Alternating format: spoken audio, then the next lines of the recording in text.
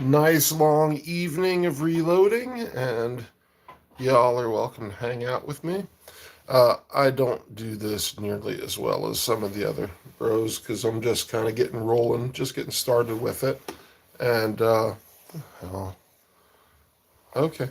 Well, and we're in my garage. I've got a space heater, so we're all toasty now. And, got a bright light right here by the side of my face. And it don't really matter a whole lot. Uh, None of it, I guess. I'm just put the camera on and we'll see what happens. But um, we're making 6 millimeter Creedmoor to do a ladder test. So we're going to do 75 cases, prep 75 cases. Right now we got a bunch of deprimed, uh, resized cases. We're going to check the case length and then um, charge them and put some bullets in them. And this is the first time I'm doing this, so uh, it's just gonna be what it's gonna be. And I don't know. Nobody seems to be here, so whatever. Um, First time I'm doing this on a live, not the first time I'm doing a ladder test. First time I'm doing this live, but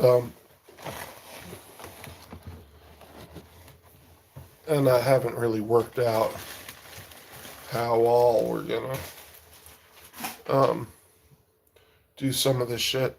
So as far as the live goes, and I ain't even too worried about it. But we got the bench going over here, and we'll. Um, I don't think that's 75 cases. We're gonna probably have to stop and resize the cases. Uh, yeah, it'll be what it'll be.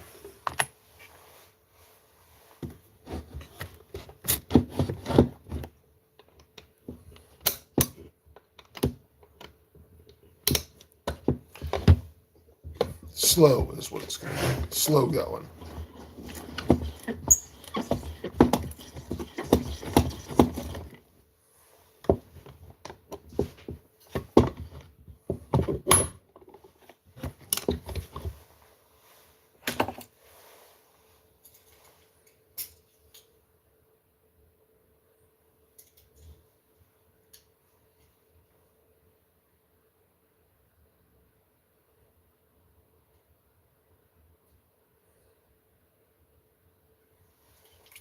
And a lot of y'all know more about this than I do. But what the hell? Might as well put the live on and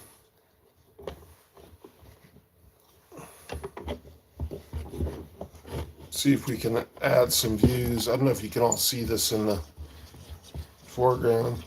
What you reloading? Well, Dennis, I am reloading 6 millimeter Creedmoor for a 26-inch precision rifle that I am running in 600-yard bench rest comps. It's a PRS gun with a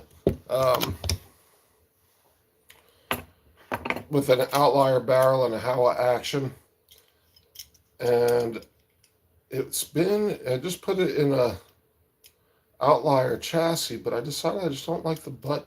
I haven't been able to get a buttstock setup that I like, and so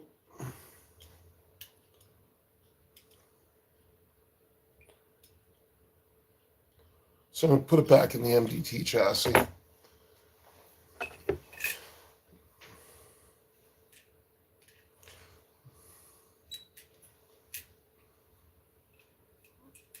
Hi, what's this for? I just said it. It's for PRS. It's for a 600-yard bench rest competition in a week. So I've got 75. I'm doing a ladder test. I just started reloading. I'm brand new to this, and it's going okay, I guess. Hey, if you check my video, my shorts, I did a short today. I just did some sample rounds, some sample loads, and you can see the targets that I shot today. Got no shame there. That came out pretty good today. But I decided I'm going to do the whole ladder test and, just see if we can find the best load instead of dicking around with some, I just like picked a load out of thin air and it shot great, but I want to find out what the best load is for this gun and build that. And so I was just watching my buddy's videos just on Hampty's Live, and he was doing a progressive load for 9mm, and he knocked out 300 rounds in like under an hour. And this ain't gonna be that video, because this is precision rifle, one at a time. We're still doing the case prep, and I just figured I'd put it on a live and while I do it. So thank you all for coming along for a ride and sticking around for as long as you stick around for. But I'll be here for a while.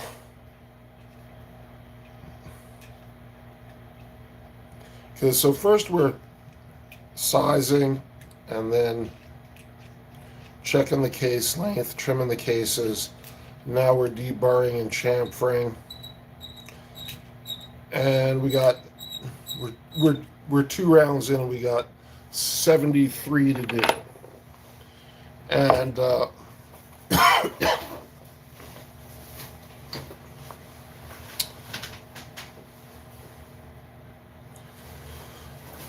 I got my tactical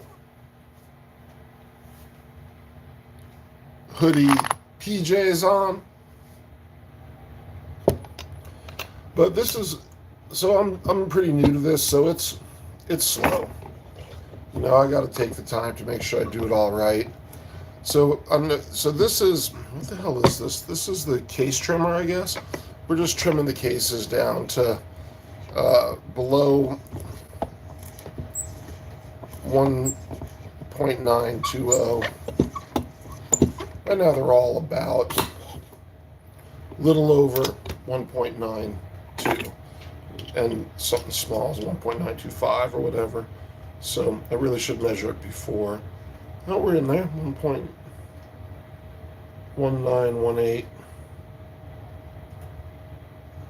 Yeah, we're good. That one might not have needed anything anyway. Oh.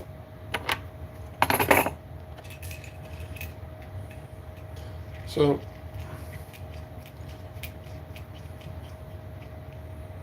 what grain round using? All right, so this is going to be a ladder test. So I'm using 105s, 105 Hornady Botel hollow points, and I'm doing the whole ladder from 39 grains up to 42.2, I think.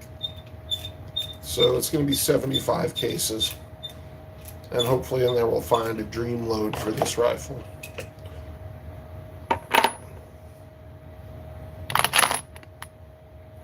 You making bullets? Yeah, sure. I is making bullets.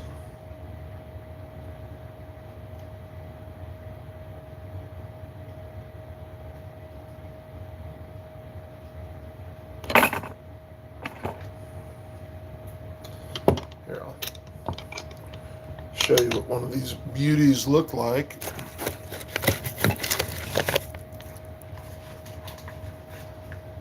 So this is Hornady Black 105 grain Botel hollow points, and they are sexy.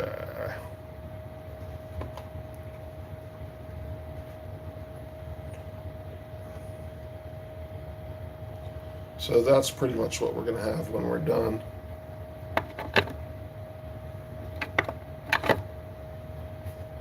Can you see that? Yeah, it's in there. Where is that? That's right.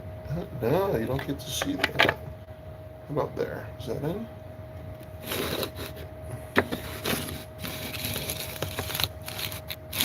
No. All right, how about there? No.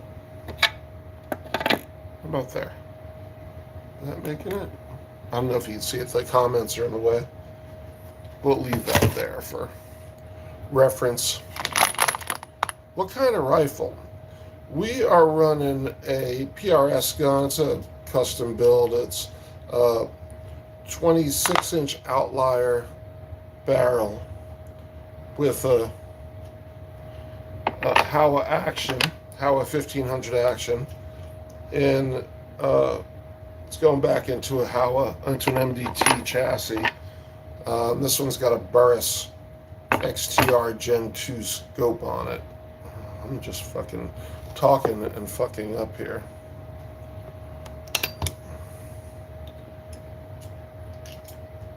Ho!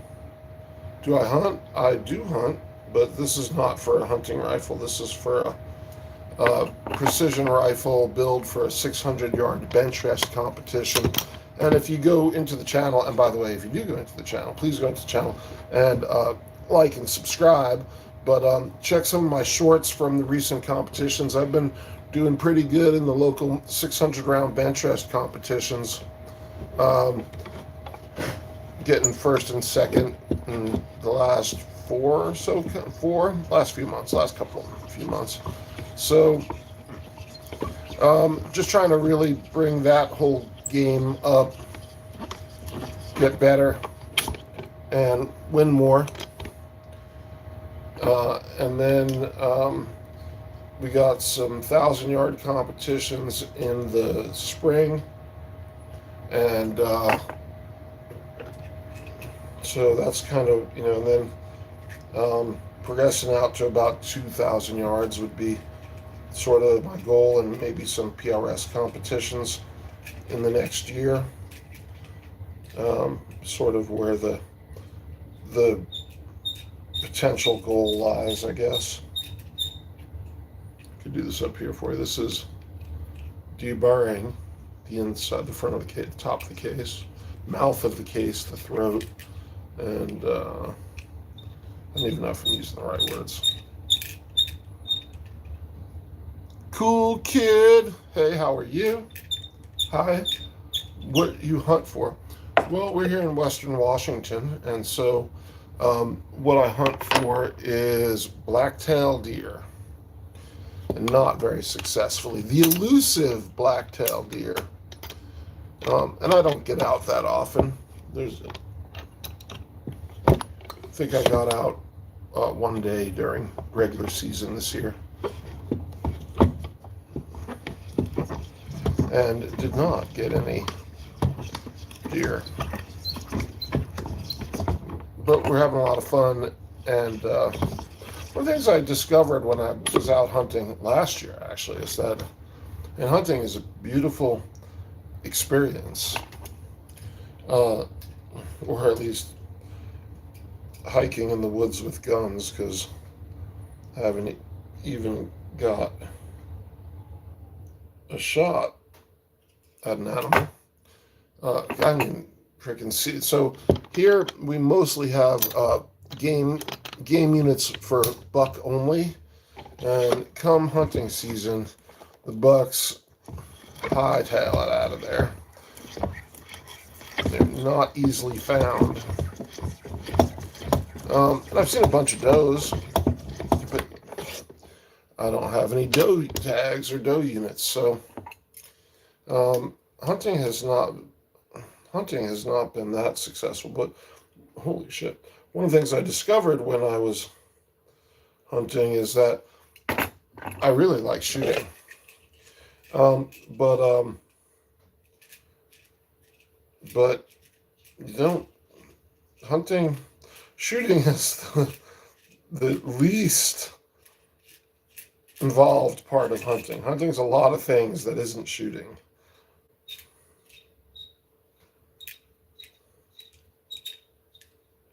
Do I fish? I do fish. I went up to Alaska this past summer and caught it just perfect with a salmon run, and got a whole bunch of king salmon. Got a freezer full. Delicious, wonderful.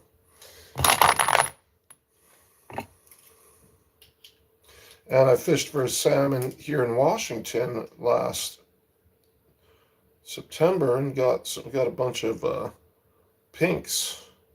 It was a lot of fun though, and I really enjoyed that.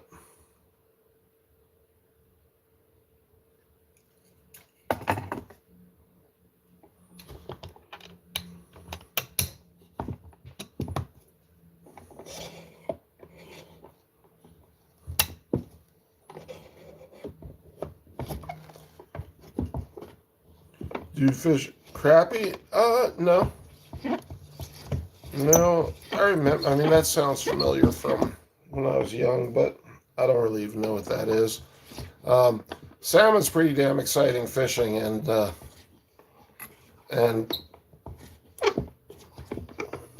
really good eating.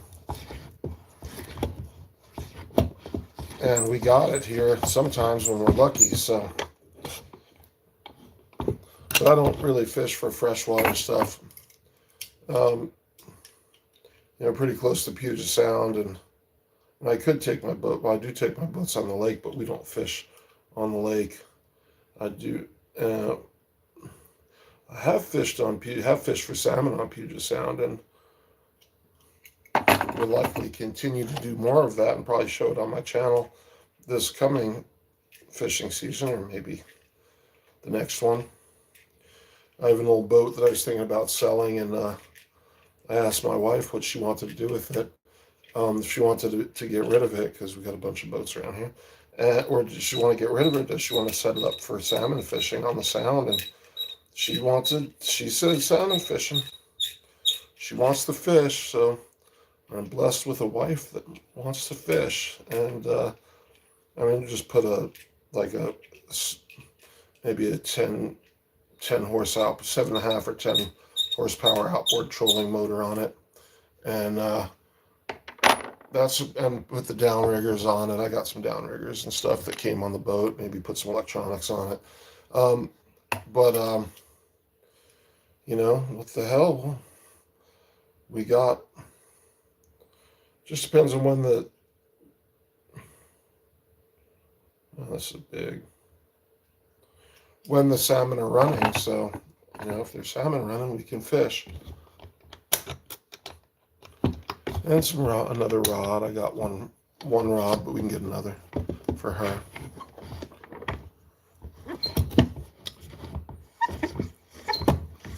Crappie is fresh and salt, I think. Javen Blair, did I say that right? Javian? I don't know what crappie is though. Is this some kind of like trout or carp or? I see that. I just don't know what it is. You can. I don't know if they have it in Washington. I don't really hear much about it here in Washington, so I don't know.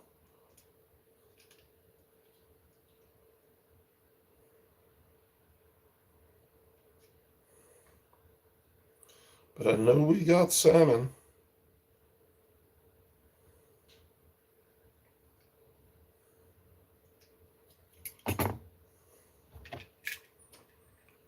It's a winter fish, right on.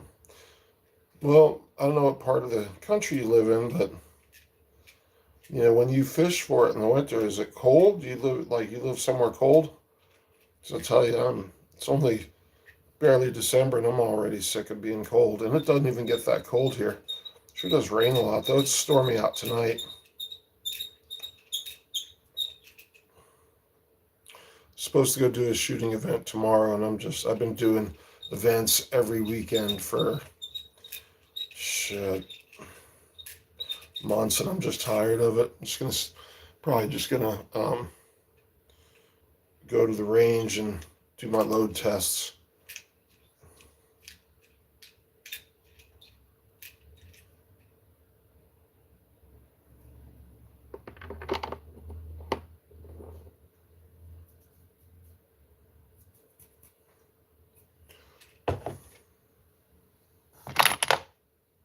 It's Oklahoma. We catch crappie all year. Well, that's beautiful. Hey, if it's good fishing and good eating, I am thrilled for you.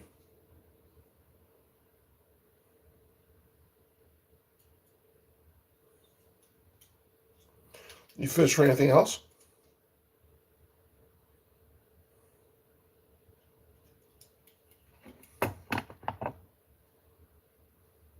I appreciate you coming in and hanging out with me this evening. It's late where you live. I was, what, 2 hours behind, so it's probably, I don't know what time it is, so I can't say. It's winter fish in Oklahoma. We catch crappie all year round.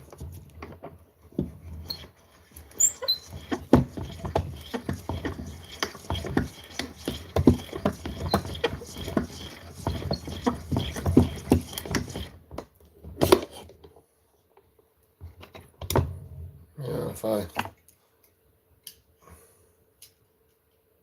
piss off my wife, I'll be catching crappie.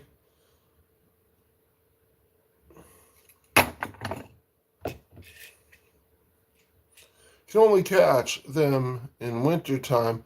I live in Pope, Mississippi. Right on. Well, hopefully it ain't too cold there. Is that up north or down south by the Gulf?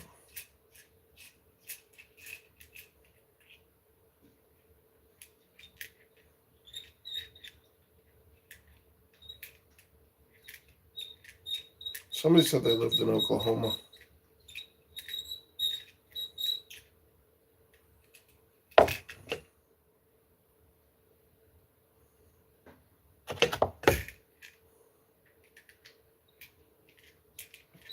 I appreciate you being here and chatting with me. Please subscribe to the channel. Definitely trying to grow the channel. It's a pretty small channel. We got some great content. Precision shooting content mostly. And but it's an outdoor channel, so I'm down for putting some salmon fishing on the channel.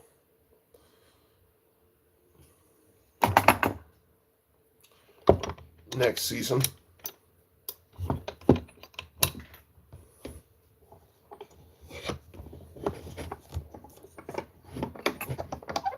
And fishing in Alaska was a dream. It was wonderful.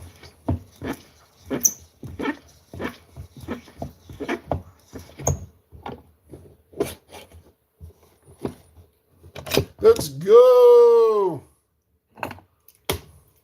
So, y'all, Carson Chanson has entered the chat. Carson is a legend and a famous gun tuber. We are lucky to have him in the chat. Anybody else come in? I shot a comp. Also, I use a Tikka 308 22-inch barrel. Beautiful. Those Tikkas are some very fine guns. My wife's a lefty, so I've been eyeing a lefty Tikka for her. But she just got, the problem is that it's hard to find chassis for them. I see you're up north. Dennis lives in Oklahoma.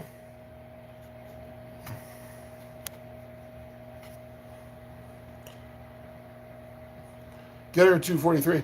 Well, get her a 243, he says. I actually took a 243 Savage and rebarreled it with a Schillen 6GT barrel and put it in a MDT chassis for her. MDT? Yeah. And she's loving it very much.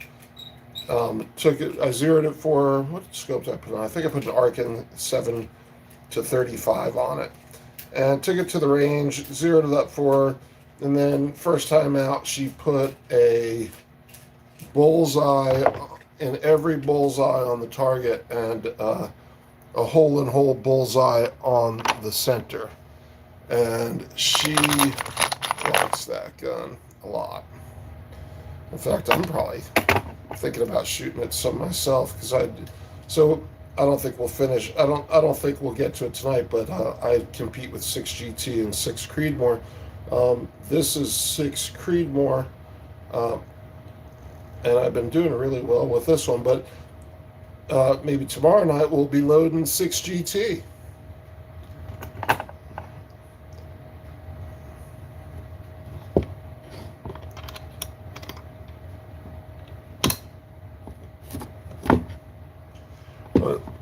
She likes target shooting. She won't hunt.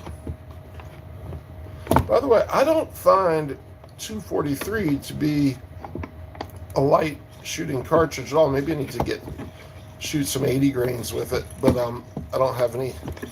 I took the 243 barrel off that Savage. So you can, anything 308 short action is going to take, all the short action cartridges run off the 308 bolt face. So you can run 308, 6.5 Creedmoor, all of your 6mm cartridges, all the way down to 243 on a, 243 is 6mm, obviously. So you can run a whole bunch of different barrels and chamberings off of anything between 308 and 243, which makes the short action cartridge very, very versatile. So basically I'll buy anything from a 308 or a 6.5 Creedmoor down to a 243 barrel, action, or even gun used, usually Howas and Savages, and rebarrel them with high performance barrels or high end target barrels. And wait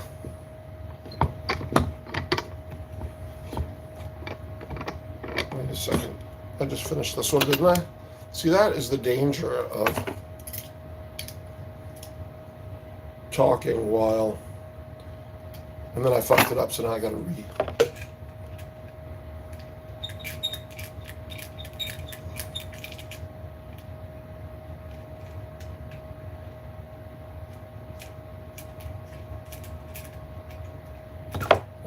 Yeah, so that's how I make, and then I put them in an aftermarket chassis, depending on what we're going to do with it. Just for like fun stuff or light target shooting, I might put it, I might put it in an MDT field stock, which I've done. I've got a Ruger American Hunter in a Magpul stock, and that's in 6.5 Creedmoor. I'm going to maybe shoot that in like a lower class, like the Varminter class, in the 600-yard comp next week. I got to mess with that one a little bit.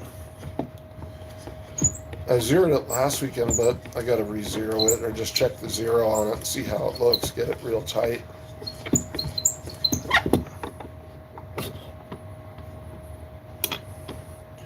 Do you like short action or long action? So everything I have right now is short action. And I was just on my buddy Hampty's channel. He was reloading this evening. And we were talking about some long action stuff. And I'm thinking, right now, I'm shooting 600-yard competitions mostly, and looking to get into PRS.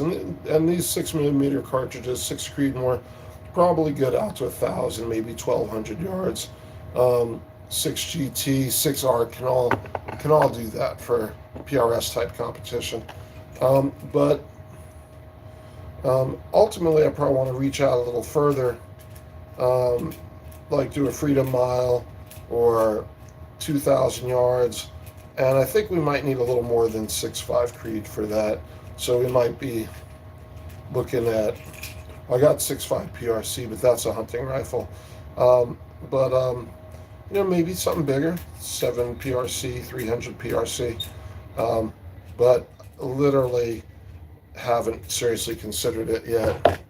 I got enough PRS guns at the moment, and not even considering a serious long distance build beyond short action. Like, first we'll see how far we can get with 6.5 Creed. I've got a Ruger American Hunter with a 20-inch barrel, but it's a bull barrel, and see how far that takes me, and then maybe rebarrel that out to a 26 or 30-inch barrel. It's way too heavy as a competition gun, as a hunting rifle. It's like a 9.5-pound gun, and I have a 2-pound scope on it. But even if I had a lighter weight scope, I wouldn't hunt with it because I've got a 6-pound 6.5 PRCX bolt. That's fire basically. So I run a lot of Arkans, and they serve me really well. And this 6 millimeter Krieg that I've been doing really well with has a Burris XTR 8 to 40 on it, and that's been pretty outstanding. And I just bought a Bushnell 5 to 30 Match Pro, and I'm looking at mounting that up, and I haven't decided what I'm going to put it on. But we'll see. I've shot that on a buddy of mine's rifle, and just thought it was amazing. It was great, and so I bought one on sale, and I just bought a DNT Zulu V2, which is a night vision optic, but you can record in the optic. But I bought the wrong model, so I'm going to return it and maybe get a fancier one that has a laser rangefinder in it. That'd be pretty cool. Be fun for the channel. I don't know what I would actually use it for. Maybe some long distance shooting. But we'll see. 75, baby. I'll be here for a while. Taking 75 rounds. We're doing a full ladder test on this. Doing a full ladder test. So a ladder test is basically you've got, here, I'll show you. I don't know if you can see this.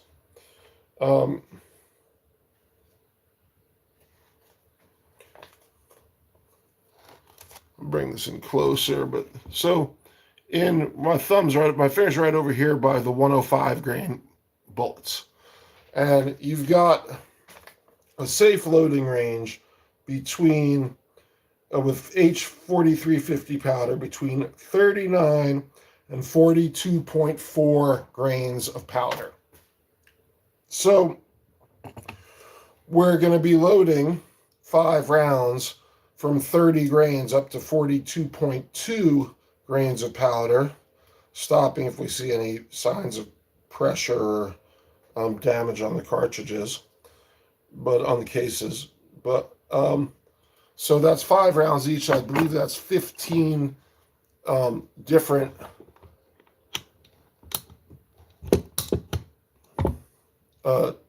powder charges. And so that's 75 cartridges.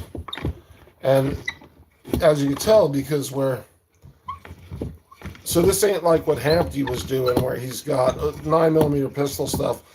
You just throw the powder and put the bullet in and make sure you're not over length.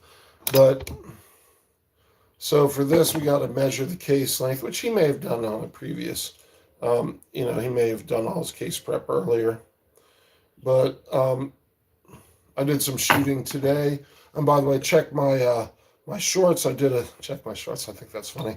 I did a short today from the range, just real quick because I was there right at closing. But I just picked 2 random sort of loads and did them, and took pictures of the target after. And there's like 2 8-round groups that are all bullets touching, and like 1 flyer in each group. They're literally the same group inverted.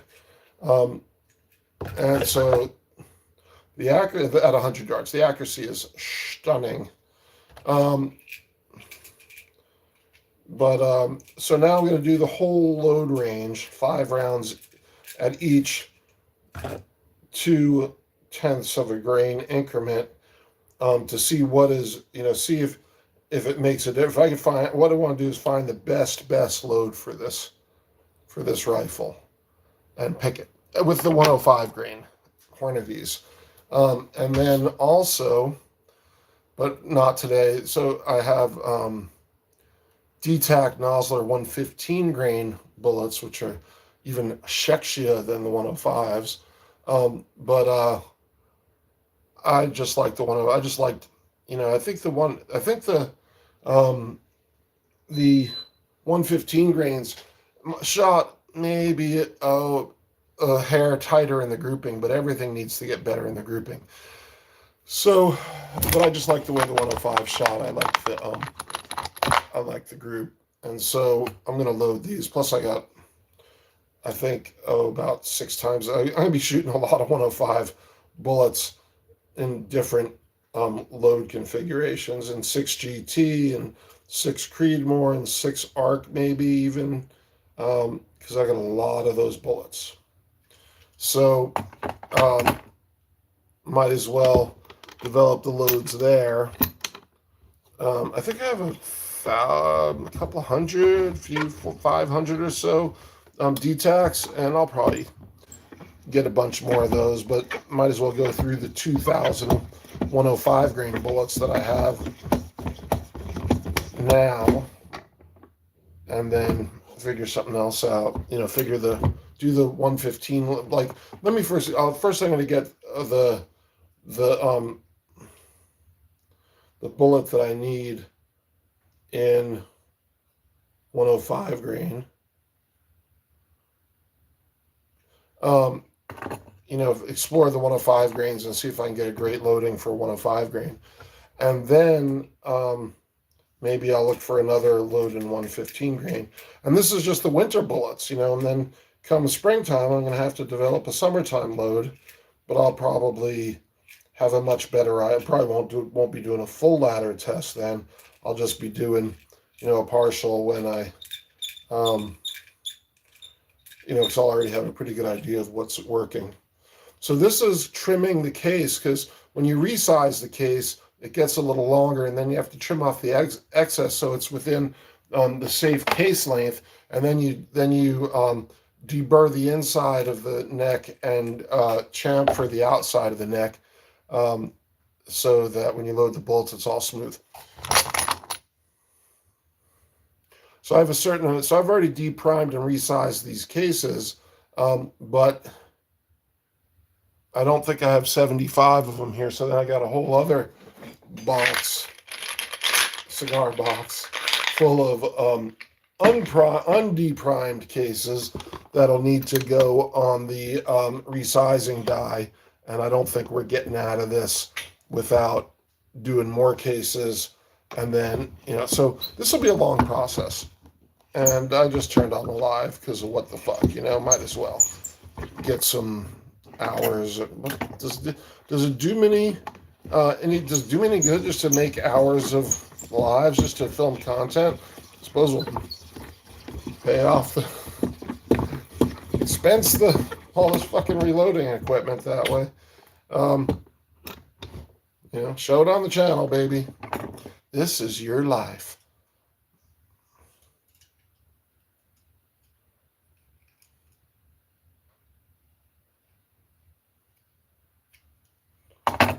And I'm glad y'all are here. If anybody's still here, I'm glad y'all are here to share it with me and participate and listen to me talk. If there's anybody still here, or chat with me, whatever. Pass the time a little bit. Oh, hey, Carson, you see the outfit? This is not, like, I didn't put this on for the sake of doing this. This is just my home attire. It's what I wear on, like, every night when I'm out here smoking cigars. I took my jacket off because it's just not that cold. Plus, I have a space heater on. If you're still here, here you go, bro. You could be jealous. You could be.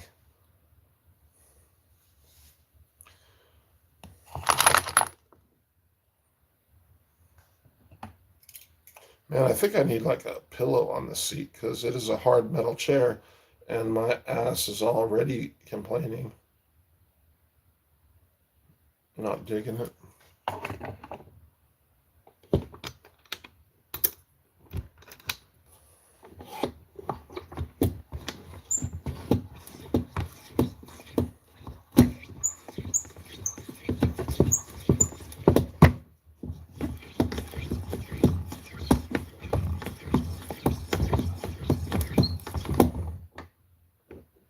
Doesn't really feel like that one's cutting hardly. yeah, I'll be here like till dawn doing the shit. Or who knows how far we'll get, but I can shoot tomorrow, but I was gonna do the two gun competition, as you know, if you're still here, um, tomorrow. And should I got home? Fuck me. And I got home today, and I was just like, nah, the weather fucking bites. This is gonna get better tomorrow, but it's still gonna suck ass. And I just don't want to fucking sit there for 4 hours. And the shooting part's really fun, but it comes out to 4 to 5 hours of standing around doing nothing for 4 minutes of shooting. And I'm just a little fucking tired of it at this particular moment. Or I'm just tired. I've just been going really hard for a lot of weekends and all week. And I just decided, fuck it, I'm going to stay home tomorrow, not get up early, sleep in. And my wife's going to her belly dance class. I'm going to go to one of the ranges. And if you got nothing going on, you're welcome to come down and come down to the range and shoot some rifles with me and or pistols.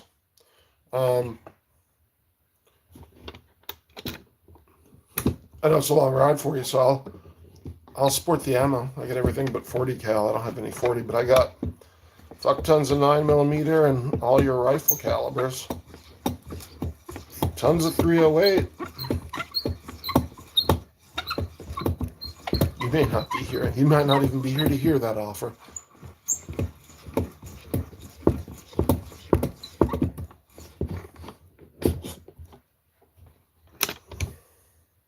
You can come back in. So I don't know if there's anybody here. It says I got 0 people in the room. So if anybody's in here, say something so we know. But I will not be deterred because I'm making bullets.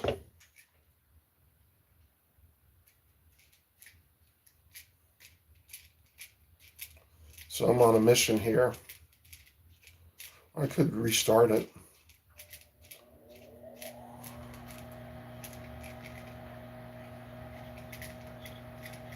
Oh, I'm here. I'm going back and forth. There's a few bros live. I saw UDC on a while ago.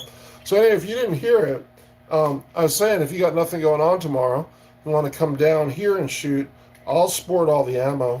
You want to come down, shoot some rifle. I got plenty of 308, bunch of different flavors. A bunch of different grain weights and brands and stuff, or pistol. And I got a lot of rifle to shoot tomorrow if I finish this shit. But we got AR stuff, 300. We shoot all that stuff. So I'm going to a gun show with a group of friends tomorrow. Haha. Got to keep this addiction going. You're supposed to send me the info for that, and if it ain't too far off, I might join in if that's cool, because I can shoot on Sunday.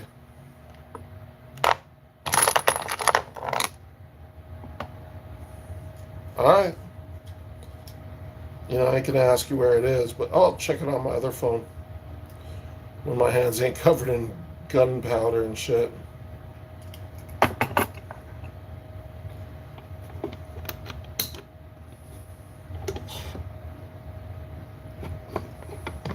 Is it up by where you live?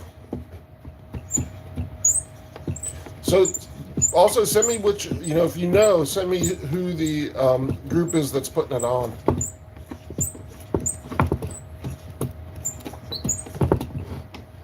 Of course, I'm fucking broke from all the guns I bought last week, but when did that ever stop me?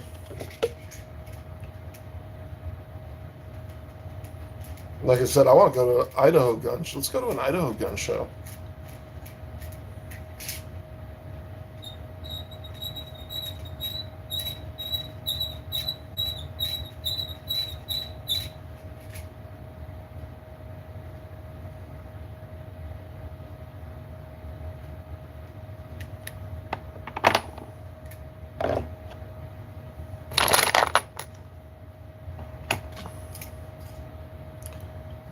I just get that text I just sent has all the info.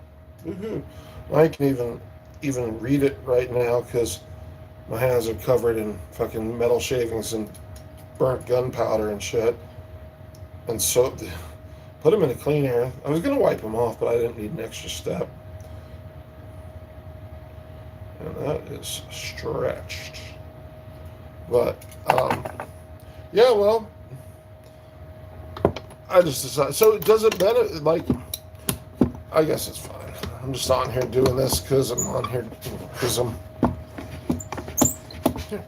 Am I still on? Yeah, I'm still in. Just got my head cut off. Got my hat head off. Not cut off, you know.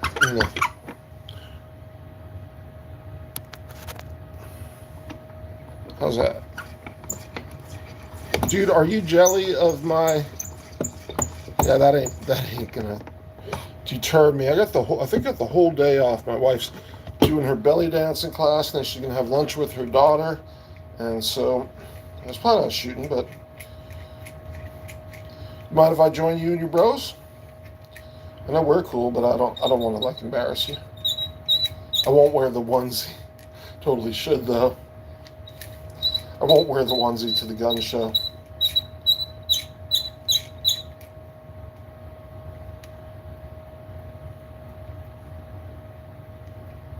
Well, I need to check and see where it's at. If it's way up north, I probably won't come. But if it's somewhere towards the middle, I might.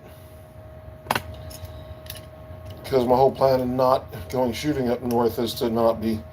Well, it's not to be not. Well, I don't know. We'll see.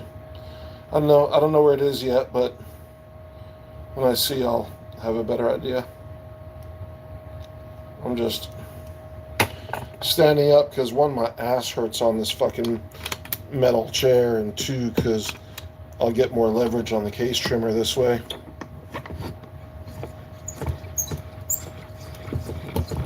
But this is like a multi-hour deal. I've got the Charge Master, which is a fucking phenomenal electronic measure. You know, measures the exact powder charge measuring device. But it's slow because it trickles. You know, it cranks out the first 30 something grains, and then it goes slow after that. So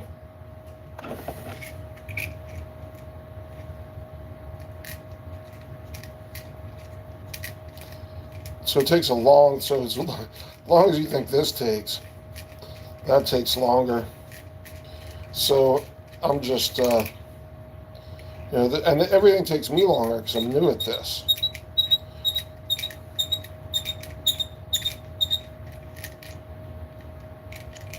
I ain't a serious pro at the reloading game like Hampty or Kablamo or FV.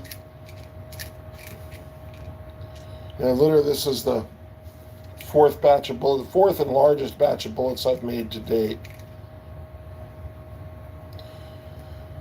I've done, I think, a 12 and then 2 8s.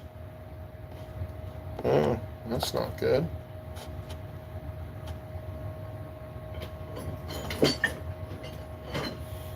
Just found a nail sticking up. Ain't sticking up no more. This is a barrel nut wrench. Because right here is my vise and all my AR tools.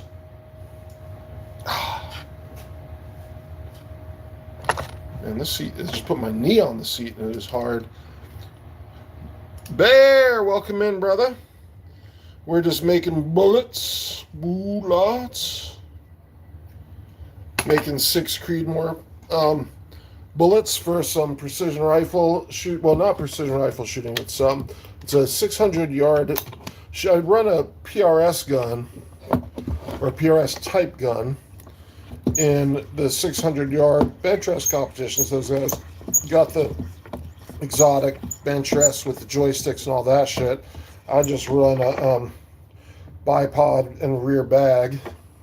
And I'm beating a fair number of those guys, and been beating a pretty much everybody most of the guys on the bipods and bags also been doing really good.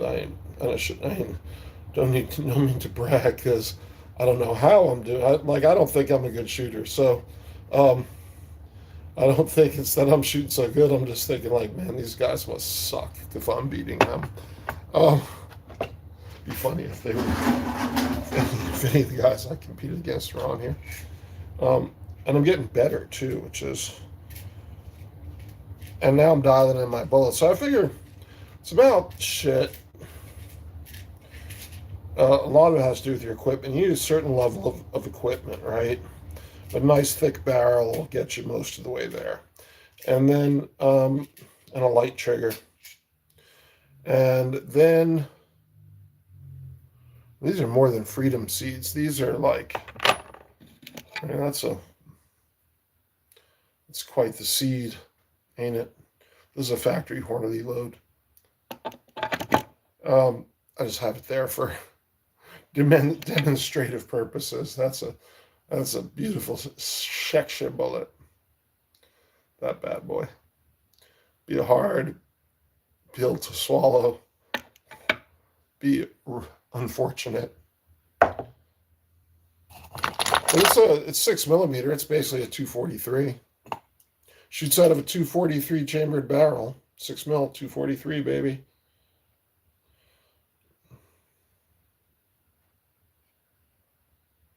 Yeah, it's not too far. So yeah, I shoot a PRS style gun in the bench rest competitions. Hopefully this spring I'll get to start doing PRS shooting. PRS to me seems like it'd be really hard.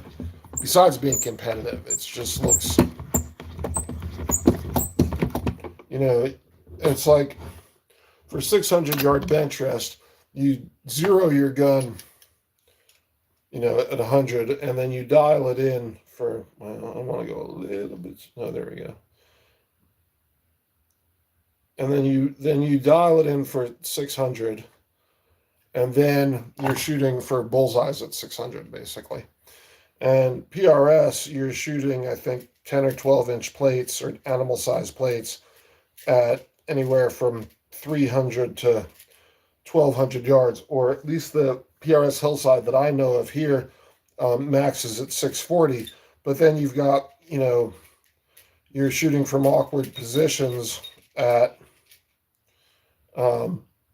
offhand and all this shit on simulated rooftops and, all the different, what do you call it? All the different rungs on a ranch gate and tractor tires and all the shit. So, and then you got to redial your scope because you got different distances. So I guess you got to have your dope set ready and then dial it, 3 shots at this distance and dial your scope and then 3 shots at this distance. And so, that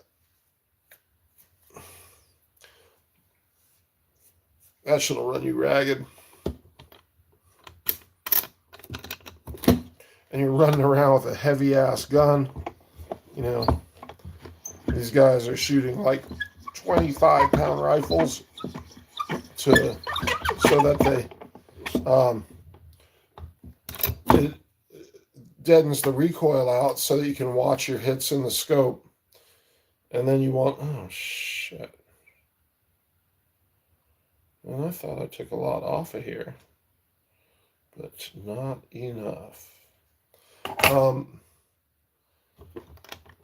And my heaviest rifle feels like a beast, and it's only 17 pounds. I got one with a heavy buttstock that's 18.5 pounds. But, they add all that external weight. And I just haven't even gotten there yet.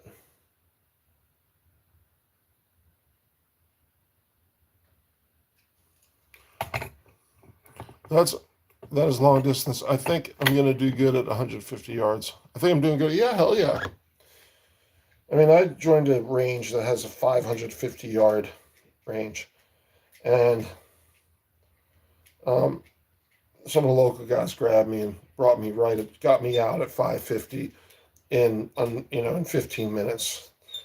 They just told me what to dial and, boom. And we were hitting 4-inch clay pigeons on the berm at 550. And then told me I needed to do the 600-yard comp. And so I did. And I had like a Bear Creek bolt action 6 arc. And 6 arc will do the distance, but I haven't, like, I kind of got away from 6 arc. I got into what I consider some better calibers, a little bit heavier charged calibers. So with about the same grain weight bullets, actually, same frickin' 105s. So I like 6 arc, and I'm dicking with my 6 arc right now because it just hasn't been shooting that great for me, and that's one of the guns I want to dial in potentially to shoot next weekend. It just depends on the barrel thickness because they have like a hunter and a varmint class, and it just depends on what the barrel thickness is. And that's a pretty stock gun actually. So if I can get it to shoot the way I want it to, then I might enter it in one of the lower classes.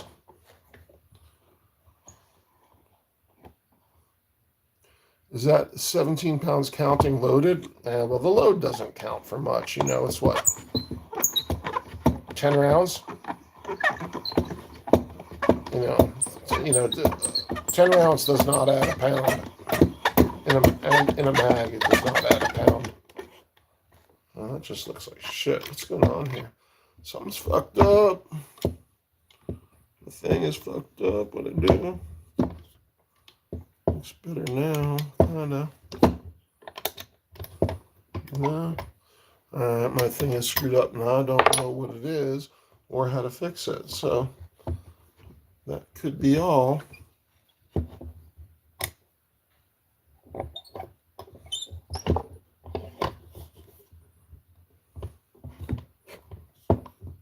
Anybody got any experience with one of these, just let me know. I don't know what the fuck's going on here.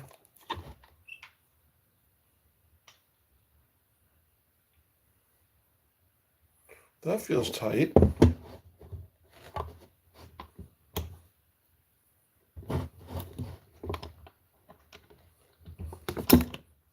That feels tight.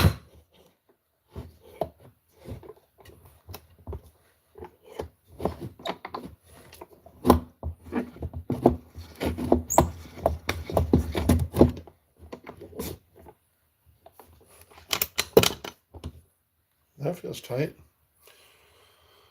Oh, yeah, 17 pounds. But then you got to add like external weights. So you get like a couple of pounds of weights on the M-lock rails, a bunch of weight down underneath the barrel, and some weight in the butts. I mean, guys be adding weight everywhere, get the gun up to 25 pounds.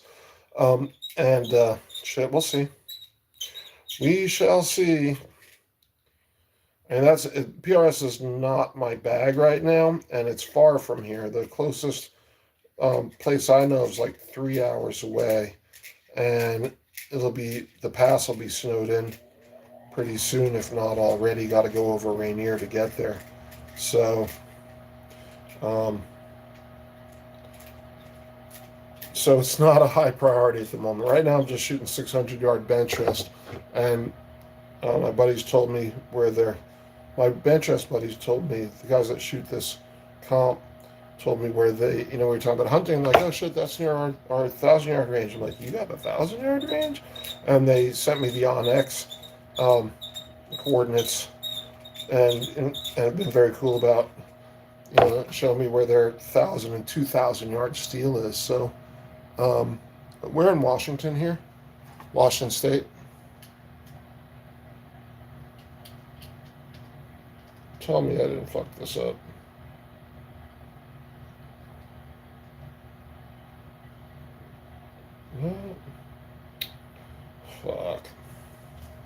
Just a hair long still.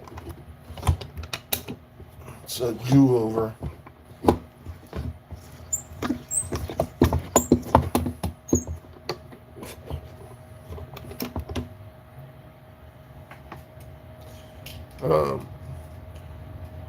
Texas Fort Worth. Hey, so Bear, I'm sure you got PRS there if that interested you. You didn't say it did. You said you're having fun at 150, which is just fine. But I think that, to me, the basics, that where it all starts from is shooting decently at 100. You shoot good groups at 100, you can extend that out pretty much any distance that you can see. You know what I mean? All your mistakes get magnified as you go further out in distance, but because the further you go, the more minute input you put into the gun, the bigger the change it makes further down range. But having decent basics and being able to see makes a big difference too. Like, I can't see shit with a low power scope, so I tend to get bigger scopes. If I measure this thing too.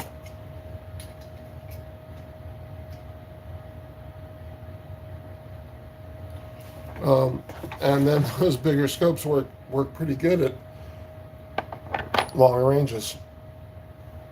600 yards. I don't know how it's going to work at 1,000.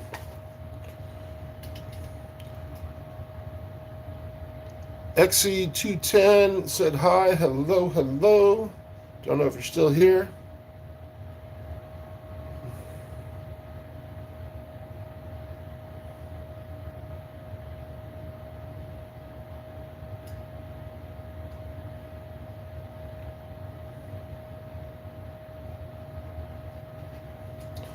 So I doubt I have 75 bullets or cases ready to trim. So what that means is, but I have a whole bunch of untrimmed cases. So then we're going to be, when we run out of these, then we're going to be resizing and depriming cases and then going back to this so we can get all our cases together. And then I need like 40 more rounds for competition in a week. So, and I begged my boss, like, don't make me reload. Please don't ruin my life and make me reload. Man, I got a chronograph, and that's what ruined my life. I got a Garmin, and I started seeing the spread across 20 rounds in a case of ammo on or even 10 rounds from the same lot. You get 50, 60 round range, 50, 60 feet per second range across 10 rounds. And so that velocity change is going to affect your vertical height on the target at 600 yards. Weaker load's going to go down, stronger load's going to go up. And so that is what fucked me. And then I ended up buying my buddy wanted to sell his reloading gear, and then blah blah blah, or so he could get more better, more expensive shit. So I got his stuff, and then that stuff's really good for like loading 9mm ARs. And so I ended up getting a single press, which you might see later, for precision, for rifle loads.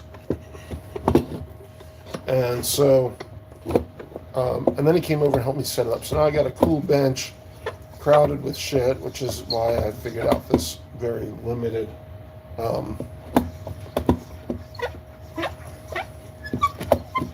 view.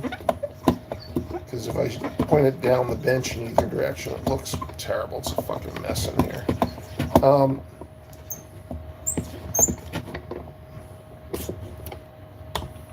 So this is a slow process, is all it comes down to. And I just turned on the camera in case anybody wants to visit me and hang out and chat a little bit. So are you trimming with tool? Yeah, can you see it? It's an RCBS trimming, case trimmer.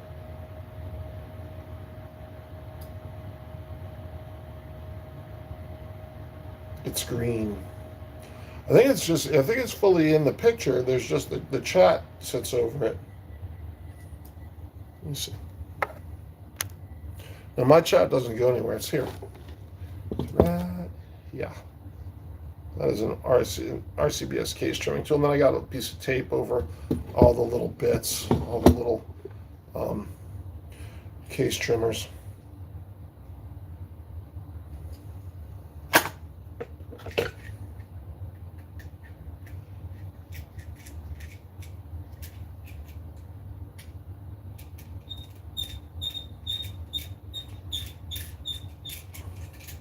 And then I'm using a tool for deburring and chamfering the case neck. Oh, that's shit.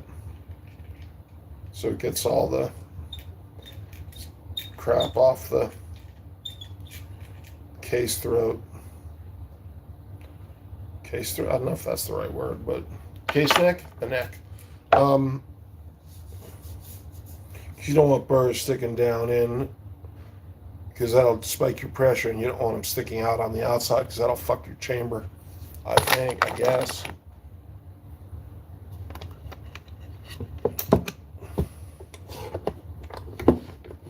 So we're just here chatting. Don't mind me sitting here reloading shit, because this is a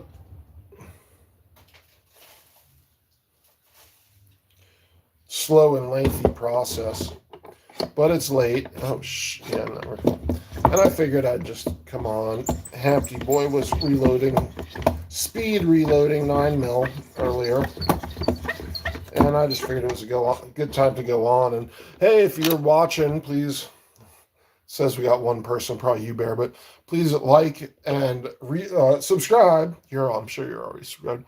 Okay, never reloaded. Would it help being locked down to the bench to keep it from moving? Well, the thing that was suggested to me was to mount it on a board, so that I could have a more stable base but still move it around. Because you got a limited amount of space, and then you got to move shit around so you have your main work stuff in front of you for flow. So like mounted on like basically a plate that would make it more stable. But I haven't gotten there yet. This shit's been set. I probably had mounted the presses on the bench in early November. My buddy came over and helped me set everything up, and that was a big help, I gotta admit. Super awesome of him. It's part of the deal when I bought all this shit. And then so this is like the fourth time I've reloaded anything, so we haven't gotten very far with it. And it's a pretty ambitious loading. I'm doing a ladder. I'm basically loading the entire range of bullets for this size bullet across all of the powder charges to find out which is the very best for this gun. And hopefully I'm successful in the first one. But I tend to be a night owl. I already had a cigar, sat down, had a cigar, thought about all this, and then I guess I got to go online and do a little bit more research before I do my powder loads. So maybe we'll take a break then. I don't expect you all to be up, because it's late. It's earlier here. What time is it there, Bear? What time you got?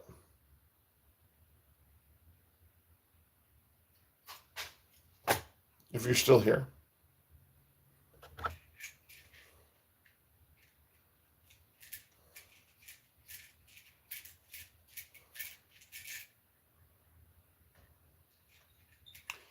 (1:48 a.m. in Texas. So Dallas Fort Worth. That's still just 2 hours, right? That's Central Time, I'm thinking. So it means it's 11:48 here. So I'm doing good on time. Shit, did J-Dog go live?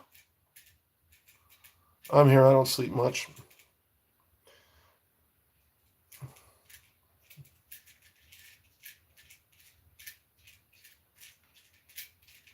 think J-Dog was going live tonight. And if he did, then not sure. EDC just ended. Let's find out if J-Dog's on, because he's got the best lives. He's been talking about it.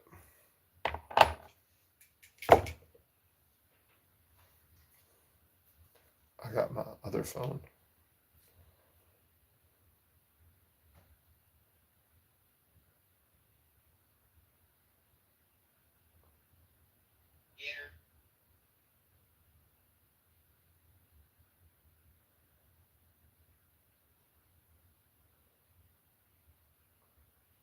Ken Rod's live. J-Dog came off about 40 minutes ago already.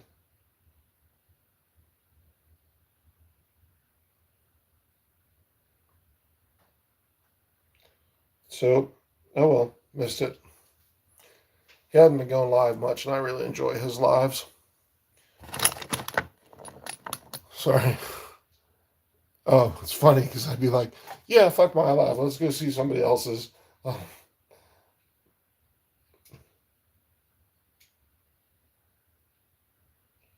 I was on EDC's live for a minute while I was still having my cigar.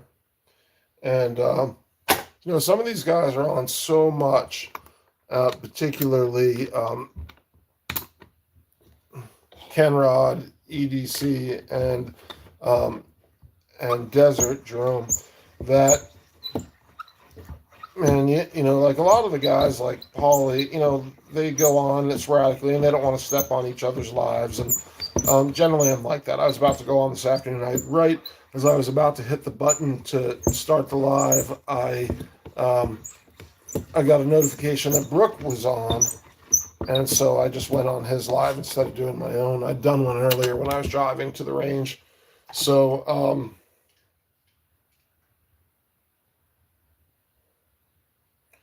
I wasn't too worried about it.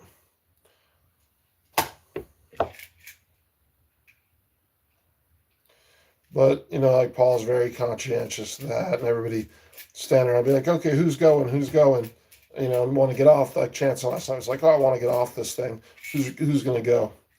And so even though EDC's on, or, Jerome's on, or Ken Rod's on, those guys got big channels, and they're not, or Pistol Pete for that matter. And Pistol Pete's really great too. He comes on my lives a lot. And very supportive. Chanson for sure. He was on this one a minute ago. Probably be back. Oh, thank you for being on my drive live. The drive live in my garage and work on my blades, kind of like you reloading. It's relaxing. Well, if I'm finding this pretty relaxing, to be honest. Where a lot of times I go on lives and it's stressful, but I mean I'm mostly doing this just because I'm here, right? Like I'd just be doing this anyway, so I just figured I had the time. But shit, I noticed like I'll go on lives and I just get like start yawning and shit and be exhausted. I think like I've been on a couple times and with Paul and Mason and just like, oh my god, I'm passing out. I'm sorry, bro. Geez, this thing's like, must have it wrong. Still long. I don't know if you have to do this for like 9mm and shit, or like stuff that you're shooting in, like for precision rifle loads, you got to be pretty careful. I just don't know that much about it, to be honest, and I haven't been doing it long, and I'm not fast. I mean, this is like literally the 4th time I'm doing it, and I'm sure I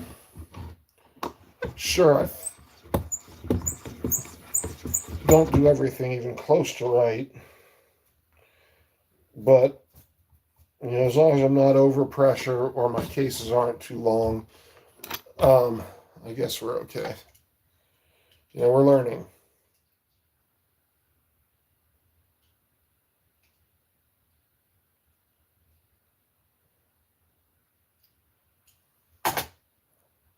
But yeah, I don't know if you do this for every round.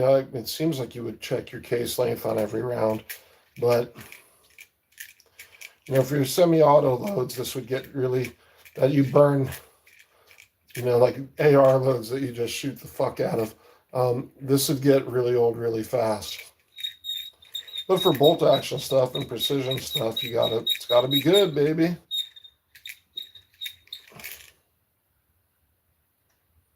The whole reason I'm doing this is to tighten up the, to get a more repeatable load, so instead of running, a range of loads that have a 60 foot per second difference, get it down to 10 or 20, 6, which I'm far as fuck away from. The shit I loaded today shot exactly with the same range and standard deviation as the Hornady Black 105 6 Creedmoor. Literally, I'm like looking at the box and looking at my chrono and thinking, man, what a waste of fucking time. Except the group was exceptional. And if you go on the short that I made today, the very short I made today from the range as I was leaving, you'll see that it's fucking, decent groups at 100. If that's with a precision rifle and a big ass scope at 100 yards, you better not fuck that up too bad. But a lot of it has to do with your ammo, right? If your ammo sucks and you've got a bunch of different powder charges in your ammo, it's going to be all over the place. The weak ammo is going to shoot low, and the strong ammo is going to shoot high. And the closer you can get that group in terms of having the same powder charge and the same velocity, the better your group size is going to be, and that's what it all comes down to when you're target shooting. So, I was saying like it's probably 80% gear and technique, but the way you get really good at this shit is you limit the variables. You take, you get 5% here and 5% there. And you get as much control over the situation as you can. You control the shit you can control. When it all comes down to it, you can't control the wind. And the wind is what's going to fuck you up in most of this long distance target shooting. It's one thing you can't control. And on a windy day, everybody's fucked. You just got to be a little better than everybody else.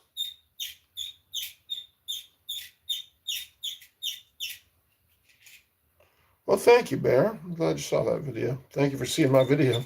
Glad I got somebody saw it.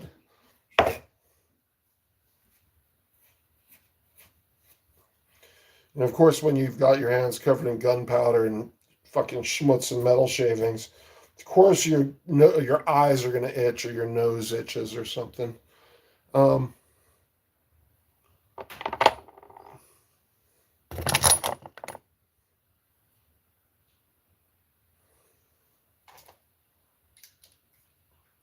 In your opinion, what would be a good starter bolt action to get started? Well, let's talk about it. Since you want the very short version or you want to chat about this? 192. So the short answer is 6.5 Creedmoor. And so I got to say, depending on what your budget is, Savage Axis in 6.5 Creedmoor is an unbelievably high value gun. But when you say bolt action, all right, we'll chat.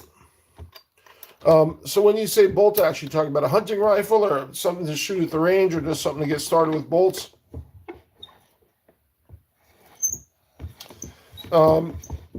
Yeah, and my answer doesn't change much. It's still, it's going to be a Savage Axis in 6.5 Creedmoor. Because 6.5 is an unbelievably versatile cartridge. It's good way out past, it's flat shooting across the range.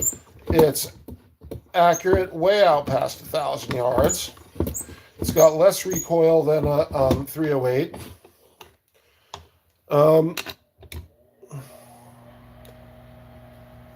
and you can the parts aren't as readily available for it as say a Savage 110, or actually, or even another way to go. So definitely 6.5 Creedmoor, but the other option, and I really don't know. I mean, I have experience with Savage Actions, Savage Axis. I think I have 3 of them now, and I built 2, and I have a third that I bought the parts for and haven't put together yet. But I just built one for my wife, and it's fucking outstanding.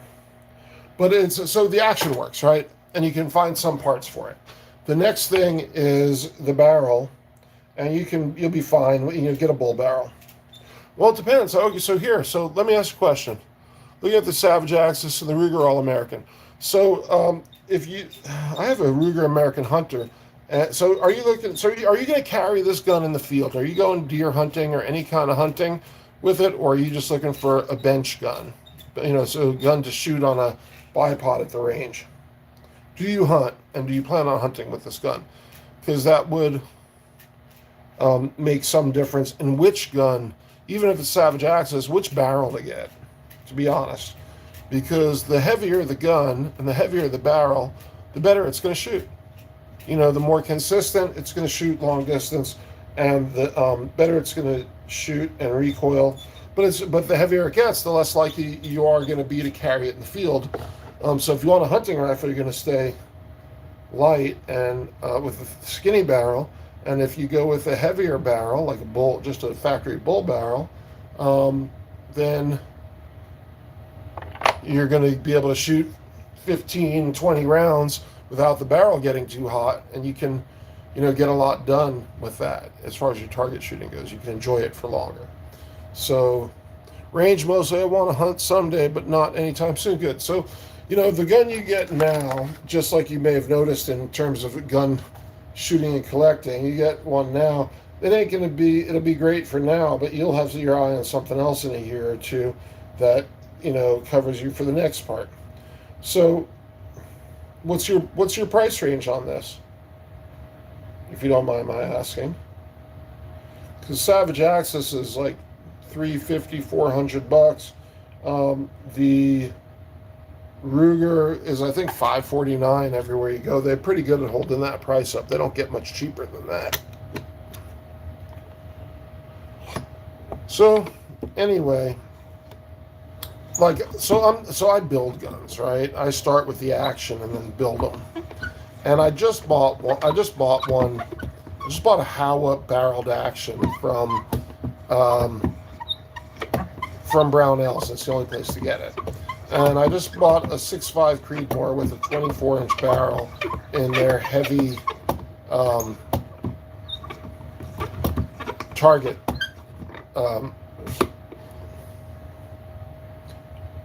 profile, which isn't heavy compared to what I run in competition, but it's pretty well. I don't know. We're going to try and compete with this thing. And I got a 308 from them. Actually, my first precision rifle was a 308 Howa, that I bought on Gunbroker, but I had been planning on getting one, and I found one at a pretty good deal on Gunbroker for a used one. And it's a great setup, and I've got 5 fucking Howas now.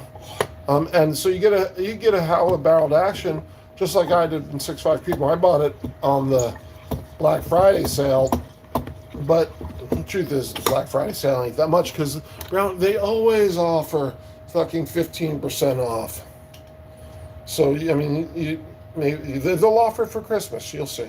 So here's a way that you can go with this. You get the Howa 6.5 Creedmoor barreled action for $400, $450, something like that, $500, the most, less than the Ruger. And then you get an MDT field stock or a Magpul hunter stock, and I forget what they call it, but whatever. If you really want to know, you can hit me up. But MDT makes one. It's like $200, and on sale. And there will be sales at Christmas, and there'll be sales at St. Patty's Day, and on and on and on. Valentine's Day. Everything's on sale all the fucking time. and you get a stock for $200, then you're in for $600, and you get an inexpensive scope for $500 or $600, like a 6-24. You get 6-24 Vortex Diamondback Tacticals, which are completely reasonable scopes, that completely useful scopes, or more, or 34. You get a Arkin or DNT, or there's shit out. 34 millimeter tube. Shit, the Burris I just got was $600, which is the same price as an Arkin roughly, and 8-40, and it's seriously good scope. So what I'm talking about is building a rifle. You get an MDT, or you get an MDT Oryx chassis, and they're like $429 is retail, but you get it at a 15% off sale, and you're in the 300s. And so for $1,500, so you got a $400 rifle barrel, $450 we'll say, and a $200 stock, so you're at $650, and you're at $1,200 for like a serious fucking gun that you can do a lot with.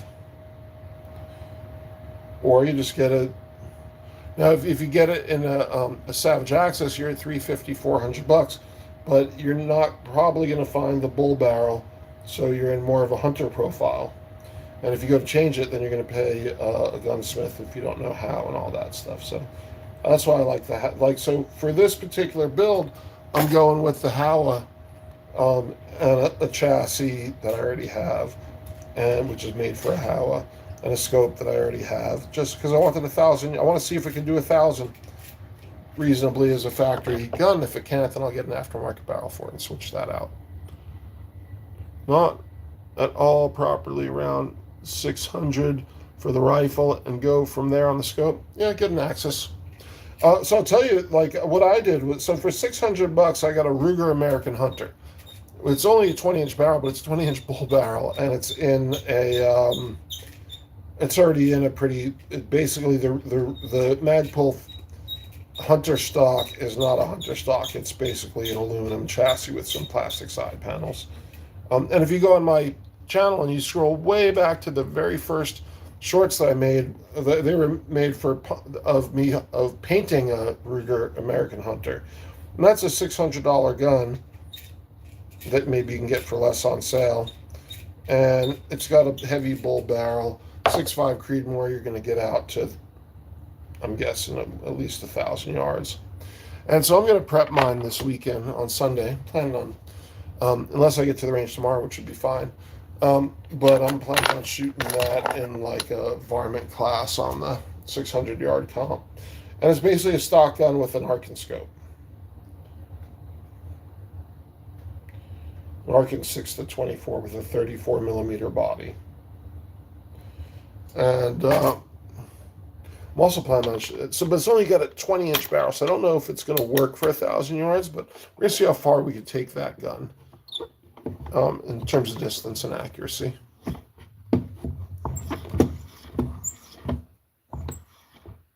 Howa, Howa, is that correct? Yeah. So what is it? Let me scroll up a little bit.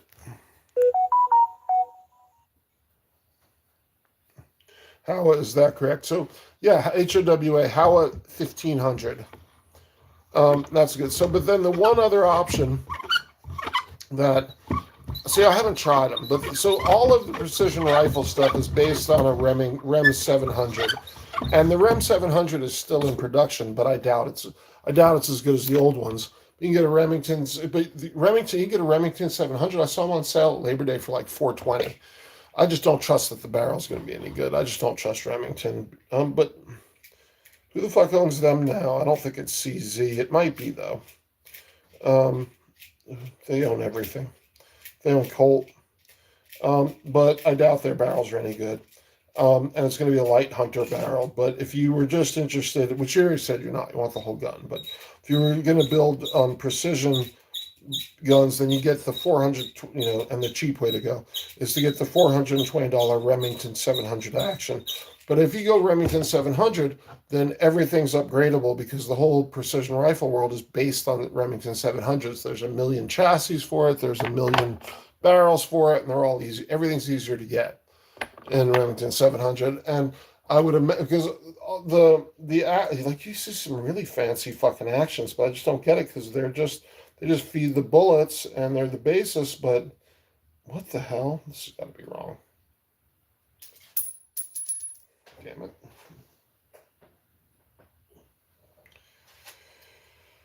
But I'm sure even a current Remington 700 action will work just fine for a PRS gun. And then you can upgrade it with a Defiance or a Bat action later on if you want to spend $1,000 or $1,200 on an action if you got to go fancy, if you need that. But yeah. Ruger American Hunter is good, but if you're going to upgrade it, so it's a great place to start. 6.5 Creedmoor, 9.5 pound gun. And if you're going to go out for distance, you're going to need a 20 MOA rail, but those you can get those pretty cheap if you hunt around for them. And just ask me, I know where everything's at all the time because I get mostly because I'm just always buying the shit because I've been fucking building precision rifles at an alarming rate.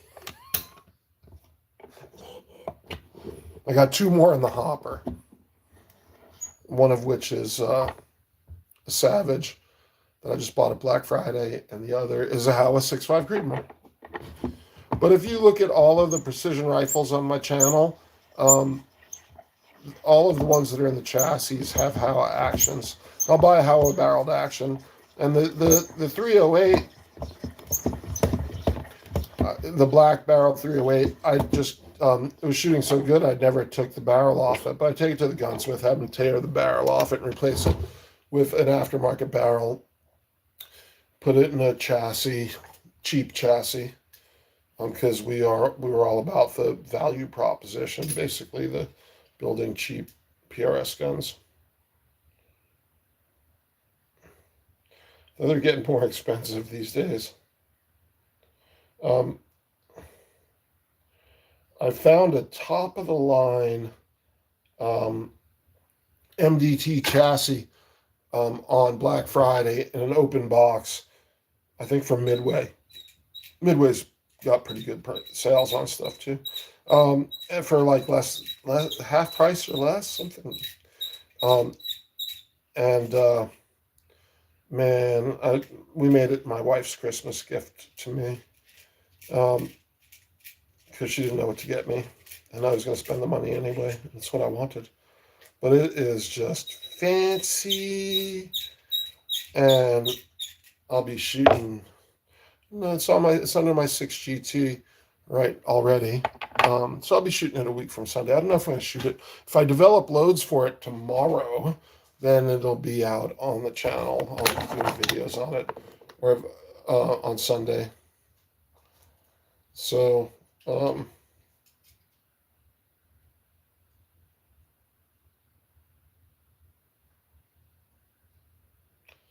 But there's plenty of that one was in the silver the gray colored MDT stock, and it's not anymore because it's in a black MDT Premier ACC blah blah blah.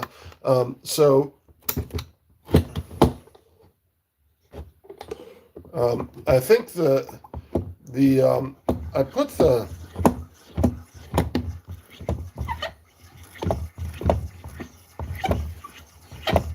the outlier barrel in the outlier chassis. I really like the chassis, but the buttstock situation is just shit. My face is like, I shot it great today. You saw the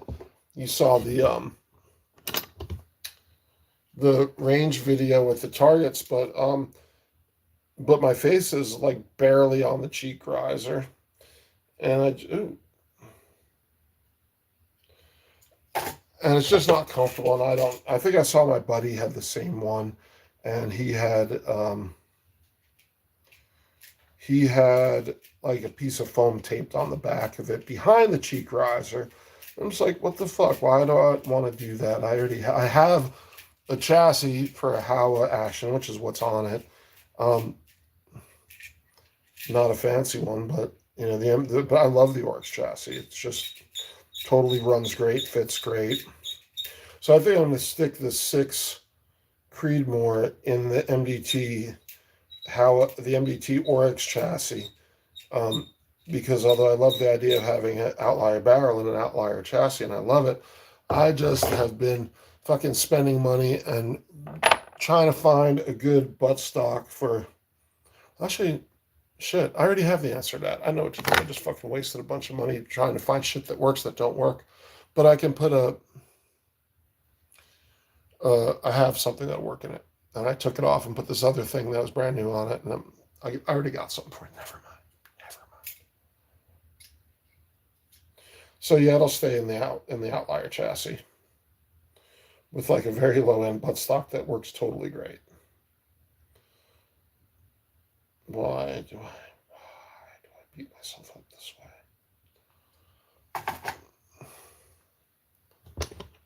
But at least I got it. Even though it's not working, I just turned it back the way I had it. The carbine, it's gonna work good. Now I'm stoked. It's gonna stay on that chassis, and I'll have to move it. I just realized what I have to do to make it run good. Get my father's old Remington 700 series, but it's 30-06, so that's a long action. So it's not really. I mean, you're gonna. Well, first of all, if it's your dad's gun and he's not shooting it anymore, then you should get it to save. But and for the legacy of it, and keep it. But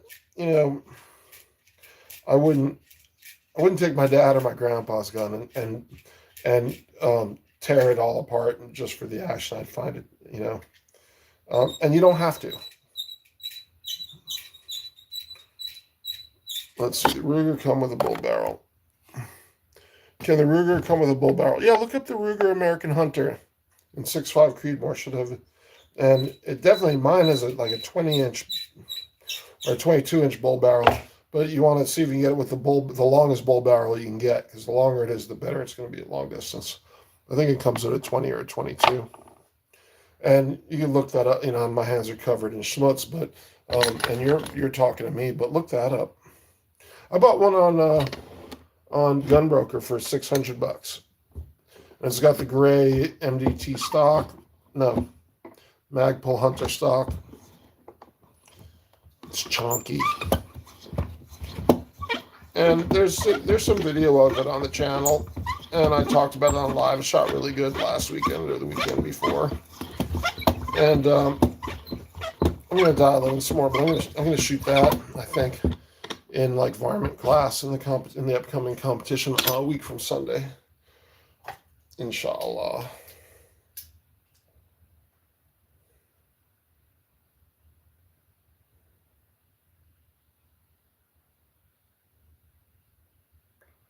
Anyway, it has a Howa M1500 bolt action and the mini bolt. Which do you prefer? So the mini bolt is basically the AR-15 side. So a mini action. Sorry. So look, in 1918, Browning came out with the BAR, Browning Automatic Rifle, and that was the first heavy barrel submachine gun that was one of the in the U.S. I think it was called the M1918 bar, and that was the first machine gun in. I don't know. It was a machine gun, and it's famous. And at that point, they didn't have long actions and short actions. They just had a 30-06 machine gun, and the 30-06 was carried over into the M1 Garand. And then in 1955, they came out with the 308 cartridge, and it was shorter with a maximum magazine size of 2.8 inches. And that's the size. So a 308 is just shorter than that, and that became the short action. That's how. And then so I believe when that became the short action, then the 30-06 became the long action. Mason, welcome in. We're doing Bruce's story time. And so then when the M16 was developed, the AR, by Eugene Stoner. Then you had the smaller, the 223, which was an even shorter round, and that became the basis for the mini action. Though the name mini action only became, I've never really heard it before a few years ago, but I don't know.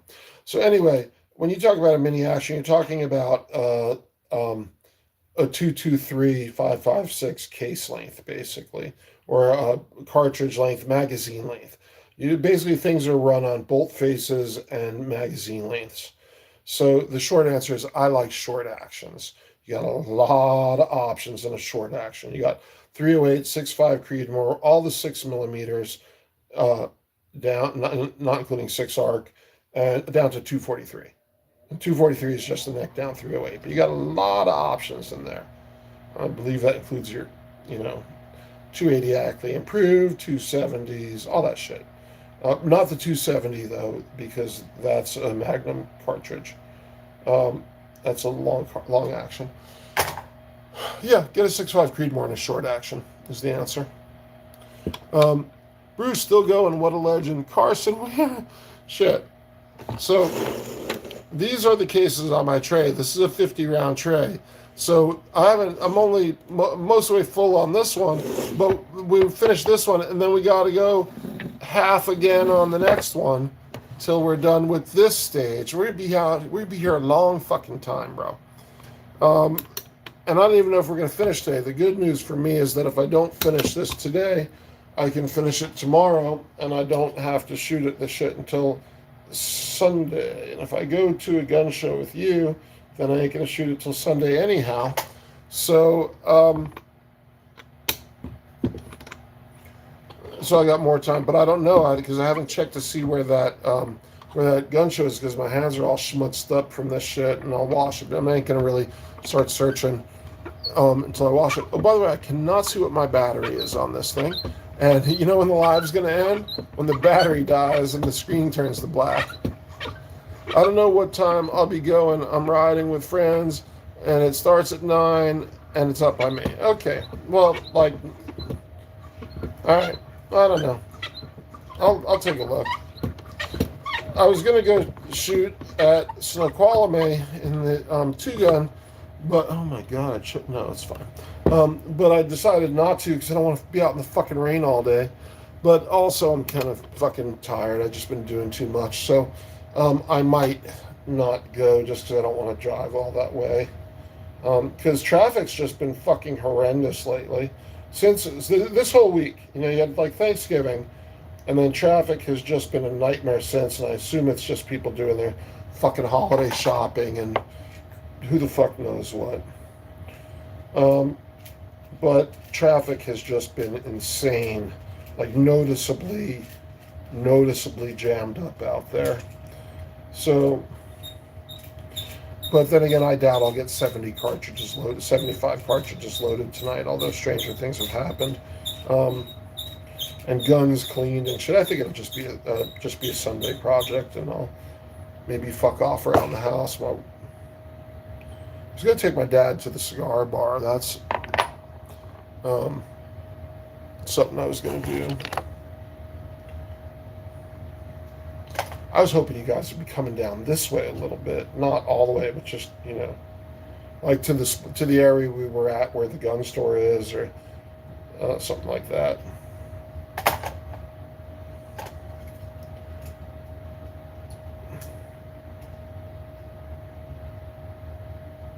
I'll be sipping my Rockstar at 9 a.m. tomorrow.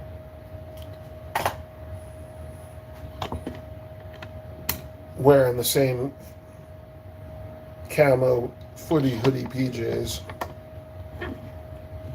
Taking notes, I'm still here. We ain't going nowhere. We're here, Bear. I think we got look for that Ruger American Hunter and 6.5 Creedmoor, and if you can get it in a 22, 24, 26-inch barrel, shit, if you get that thing in a 26-inch barrel, it'd be fucking perfect. But you want the bull barrel, and it basically, in terms of weight and size, it's just one step below the Ruger Precision Rifle. And if you go to the Ruger Precision Rifle, you can be fucking spending $1,400, $1,350. So, it's awesome. You know, get the Ruger Precision Rifle and 6.5 Creed, and you're done. for the same price as all my shit.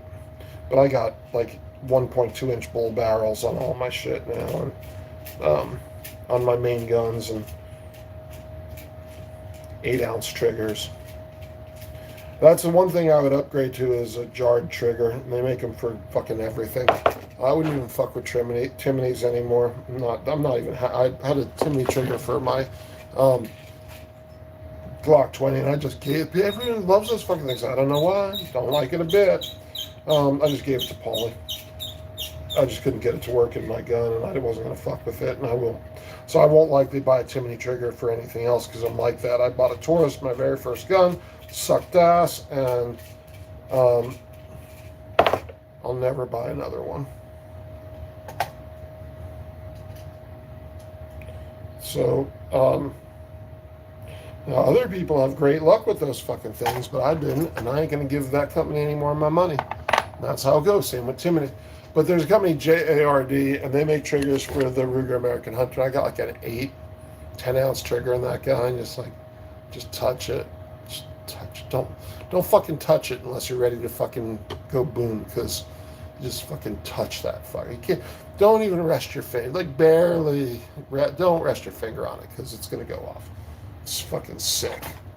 And that is all, because when you're shooting 600 yards, you have a heavy trigger, 3.5-pound trigger, and that's going to move your barrel a millimeter, and then you're way the fuck off.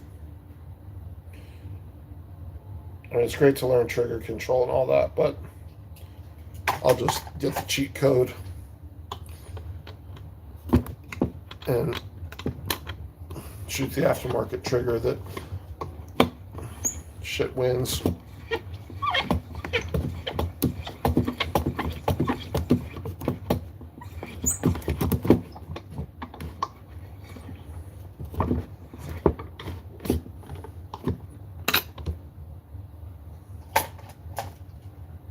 And I'm glad you're still here. Thank you for being here, Bear, and Chanson maybe bouncing it up. Looks like Midway is out of the Howa 6.5. They do have a Savage Axis 2. Bolt, your thoughts on that? So, it's more of a hunting rifle. It's all right. I bought one for my wife in 6 ARC, and she loves it, but I think 6.5 Creed is a much better option. I mean, it's gonna for longer distances. 6 ARC's all right. It's just kind of a light cartridge. It's like I was very high on it for a while. It's like they say it's definitely a flat. It's like unbelievable that you can shoot a cartridge that good out of an AR, but for 600 to 1,200 yards, but. If I was only doing one, it wouldn't be the 6 ARC. If I had a bunch of the options, it's like a fun range toy. But I got a 6 ARC for her; she loves it. But then I got I don't know what we started. I had a 243, and I rechambered it in 6 GT, and that's a beautiful cartridge. But I'm really liking 6 Creed more right now. Even though I got a lot of 6 GT, very happy with 6 GT, and that's more of an eclectic. Both 6 GT and 6 Creed more are a little bit more eclectic target cartridges. 6.5 Creed is a little less than a 308 in terms of recoil. It shoots out past 1,000 yards. It's a very flat trajectory. And it's an extremely versatile gun. A little heavier recoiling than you need, a little more cartridge than you need for a lot of the target competition stuff that we do, but I think you'll be very, very happy with it. So Midway is one place to look. Go on Wiki Arms, WIKI Arms, and put in Ruger American Hunter 6.5 Creed. And that'll tell you, and at the bottom it'll list who's got it at the best prices and show you everywhere it's in stock and what the best prices are. You have to search each thing you want specifically that way. But that's the best prices on everything in the country. That, as far as I know. It's like a search engine for nationally advertised stuff. So you're gonna find your best prices. Like you won't find the Howa actions anywhere else. Then Brownells, that's the Brownell exclusive. But all the Ruger guns and Savage guns, like that's how I got the price on the Savage Axis that I bought as the donor on Black Friday. And I found it in a 308 because 308 would have worked for the donor action. And it was $25 cheaper. And I waited till the next day and the 308 was gone. Or that night, I waited till after Thanksgiving dinner. And that night, the 308 was gone. I had to spend $25 more to get it in the 6.5 Creed. But also the Savage Axis have a $75. You got to check. It might be there's a $75 rebate on them right now nationally, so that's going to take the price down a little bit more. But and shit,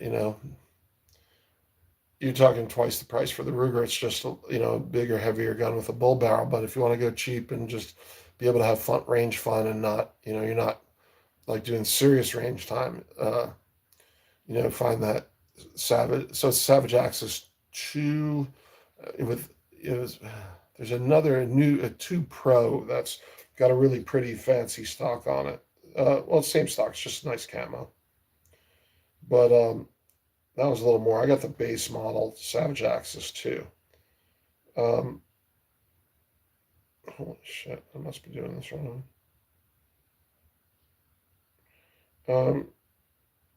Yeah, go on Wiki Arms and check the Ruger American. It's not going to be, I don't think you're going to find it much under 600, even though it's Ruger American Hunter, which is not the same as the Predator or the Ranch rifle.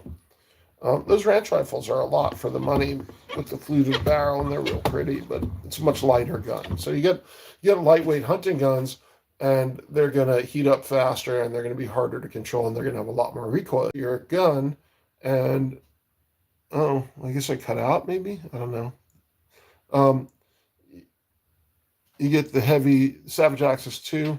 Right, it's a beautiful gun, but I took that and put it in a Magpul stock and was able to get an Arca rail on the front and an AICS 10-round magazine for not as pretty as that hunting stock, but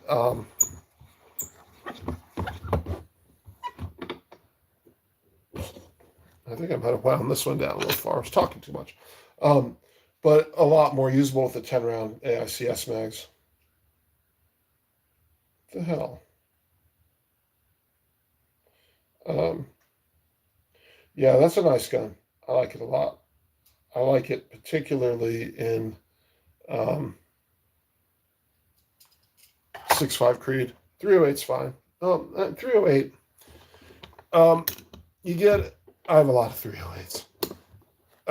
But you get more recoil, and you get a less high performance cartridge. They're great out to 600 yards, and they can go further, for sure, no question. You're just gonna have a lot more drop. I know you hate it when I call it that, but it won't be used for animals. I tell you that now. It's my sniper rifle. Now you call it what you want, Chance, and I'm getting over it. Same, I got the base model Savage Axis 2. I don't think the Savage Axis 2 is a base model. I think it's a little bit upgraded over the Savage Axis. The new one with the fancy stock. Did you say you're not going to use it for animals? I know you hate it when I call it that, but it won't be used for animals. I tell you that now. I thought you were a hunter. I didn't know that. I thought that groovy. Well, you shoot birds, right? Look, I don't care what you do with it. I mean, shit. Like, I've gone hunting. I go hunting. It's more like I carry rifles in the woods, go for a walk in the woods with guns. Hunting has not been that successful for me in Western Washington.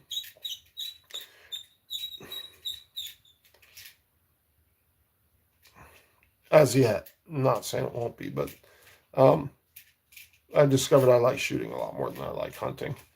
But hunting's pretty great. Although I never fucking shot anything, so I don't know for sure. I plan on being a damn good shot when I get that opportunity, but so funny thing. So we were talking about, calling them snipers. Talking about like internet lingo. Chance if you're still here. But I'm wondering, is it like when people come on and say, "Hey, nice airsoft," is that because they actually think it's airsoft, or is there some like convention, like some wink, wink, nudge, nudge thing from back in the day, where they think they're supposed to call them airsoft so that they don't alert the authority, so that like people think that you're supposed to call them airsoft, so there's secrecy, and they're not doing it to belittle what you got. They're doing it because they think it's the code. You're supposed to call them airsoft. And I'm guessing at some point back in the day, that was the ticket, because all the shit on Amazon, that's not airsoft, it's actually real guns, but they call it airsoft. So I'm wondering, like does that make sense? So I'll check those sites, and I'll go check this gun shop I use where I get great deals, and he sometimes has some great used ones. Well, I would totally do that because I got a gun store like a mile from the house that I love. And anytime I'm going to buy anything anywhere else, I go in and check with them. I did that. I bought my wife a beautiful Henry Golden Boy for Christmas, and it's hiding in the house now in plain sight in the box. But, it was on sale at Sportsman's, and I was very hot for it, but I was in a rush. I was planning on going back, and I was like, let me just check with my guys. So I went to my local gun store, and they had to order it. No big deal, but their regular price, just they just check with their distributor, and like they don't have to carry it in inventory. They got it sold right there. Their price was equal to the sale price at Sportsman's, and then I just asked them for the bro deal, and they knocked $50 off it, and I'm fucking buying it for cheap. Relatively cheap, right? And I do that with everything there, and they appreciate my business. And then you don't have to pay for the transfer because it's included in the price. You don't have to pay for shipping. So if you can get what you want locally, it's just when you're looking for very specific things like I look for, you end up having to sometimes buy them elsewhere. Like those Howa barreled actions, the only place you're going to get them is Brunel's. Because it's a Brownells exclusive. Man, I am getting fucking sick of this shit. And I appreciate you. You guys are the best part. This would suck so much worse if I wasn't doing the live right now.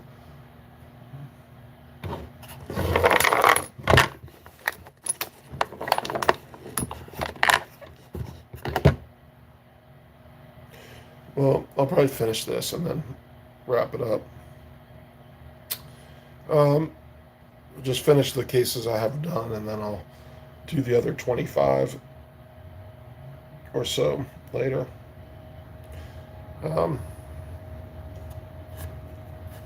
Tomorrow, and then charge them all tomorrow. And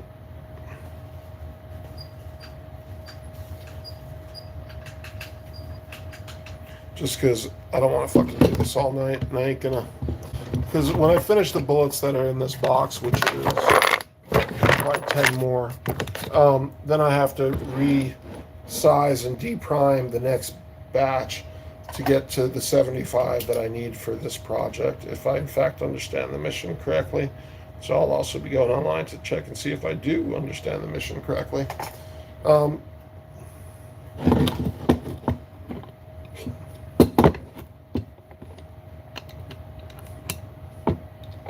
Yeah, but you can get a Savage Axis and have a fuck ton of fun with it for a long time. And the only thing is you at about 10, you're gonna just have to get 2, and that way when one's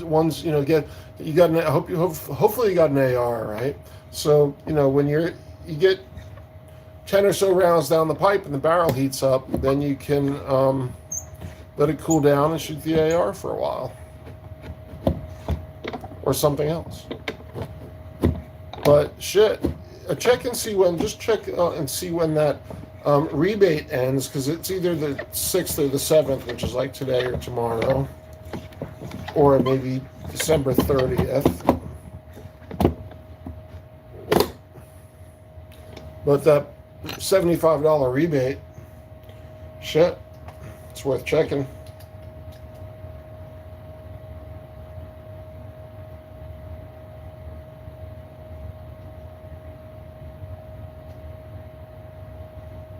Especially if you get it for the low, check WikiArms, get it for the lowest price in the country, and then and hopefully with free shipping, and then you just got to pay a transfer fee on it,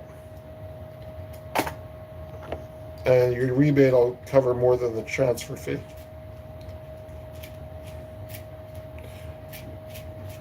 But I think I paid $275. What was it? Yeah, it was $275 for the Savage. From, where did I get it from? PSA. PSA had the best price, and it was listed on the WikiArms site.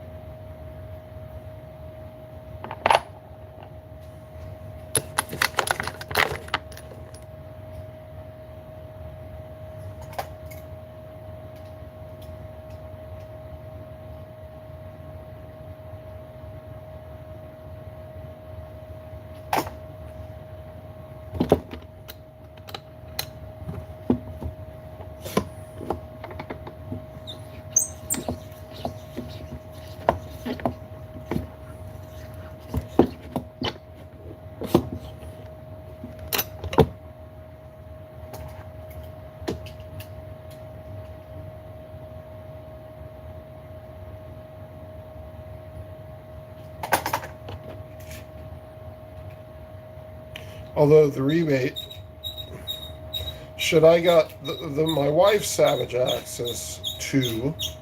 So the Savage Access Chancellor was talking about, that I was talking about earlier, that I got for the wife. I got that in a Father's Day sale, and they said my rebate just shipped.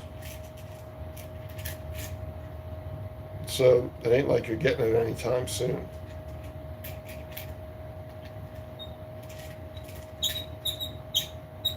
And hell, I probably threw it out already anyway. Probably fucking hate mail. It's all junk mail. I just usually probably thought it was junk mail and threw it out. And they're laughing because no one will ever cash the check.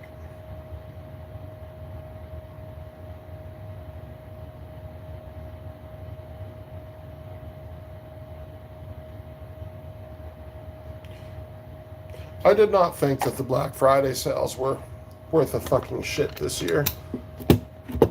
They were literally like the rest of the, they were like, it was a fake sale for the most part, for the gun prices. About 2 years ago, I got a sick deal on an X-Bolt in 6.5 PRC, and that wasn't good. So it was like $500 for the gun out the door. $450. Oh, so the other gun that, if you're still here, the other gun worth checking into, and Sportsman's has Howas, but the Weatherby Vanguard is also the same gun. The Howa 1500 is also, the Weatherby Vanguard is also the same gun as the Howa. And if you get it on sale, it's the same fucking thing. And then you have the gun, usually they don't sell, it's more of a hunter style. But, you still have that action there if you want to rebarrel it and turn it into something. Same action, whether it be Vanguard or Howa 1500. And I think the might even say how on it.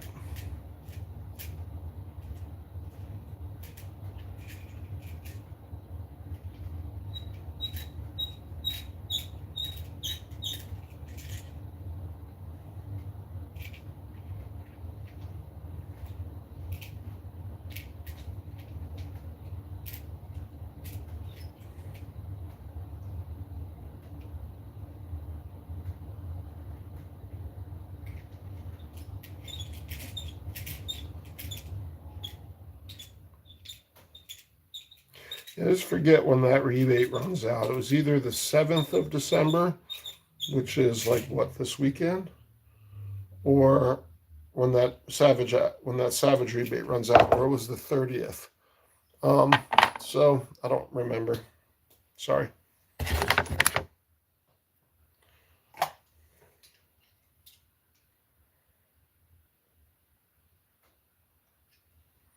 The worst part of sitting here is that I'm on an old fucking metal office chair, and it's just hard as shit, and my fucking ass hurts sitting here.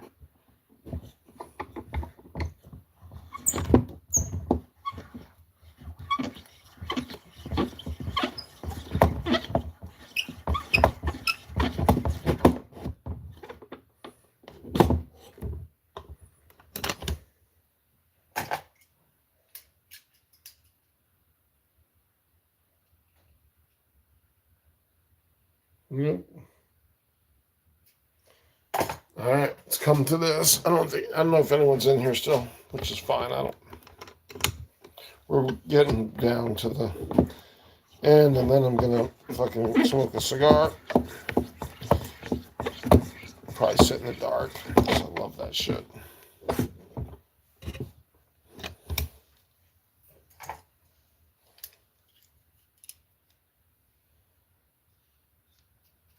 Yay.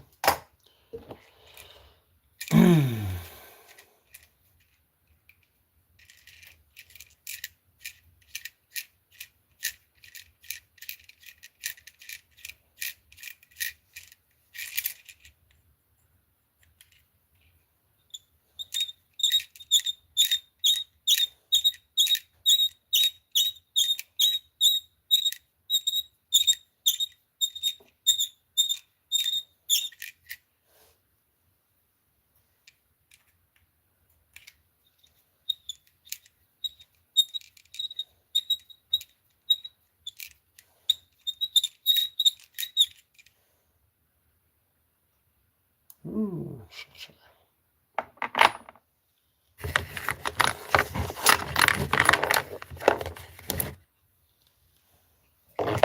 3 to go.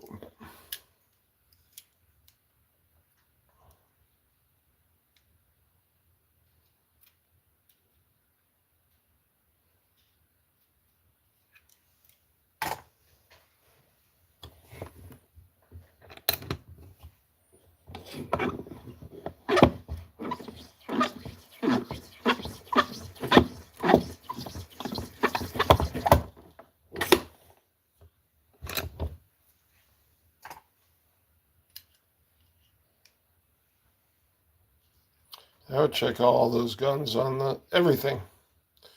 Anything you want. I would check it on the WikiArm site.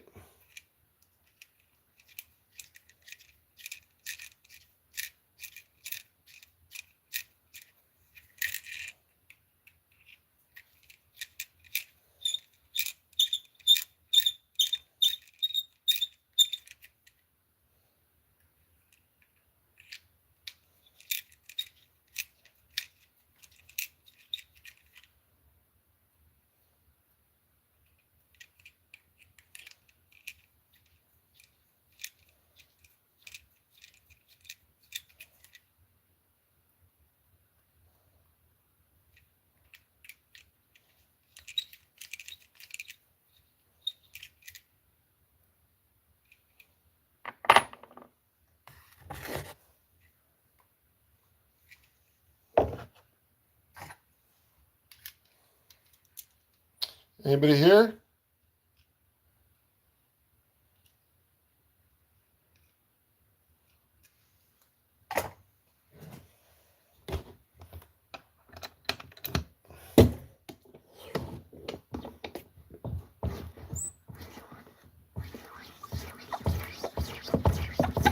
Somebody say something, because we're just about done here.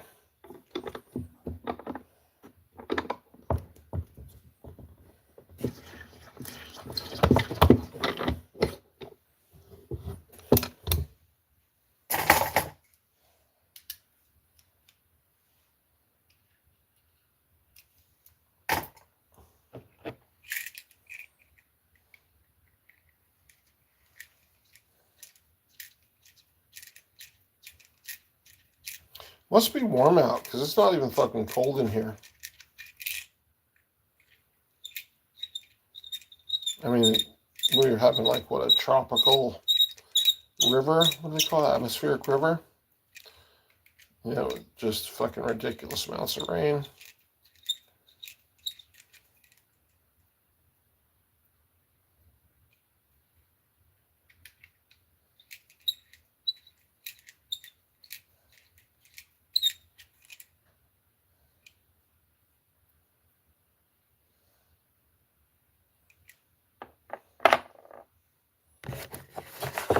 But those are tropical things, so shit, it might be 50, 55 degrees outside.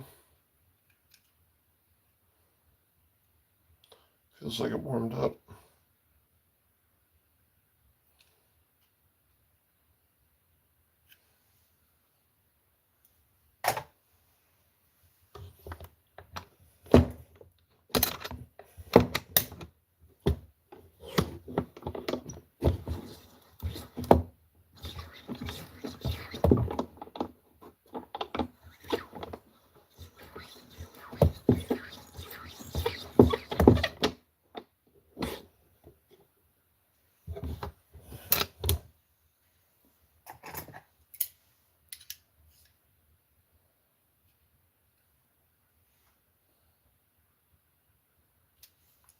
Works for me.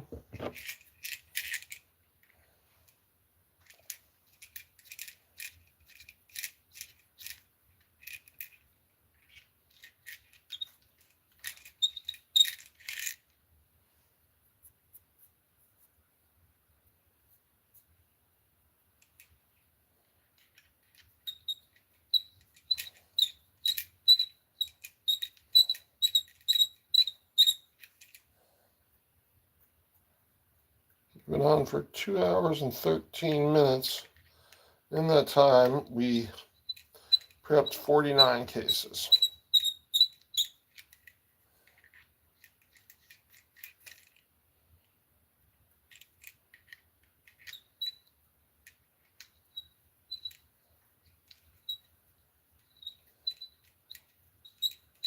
I imagine I'll get faster at this.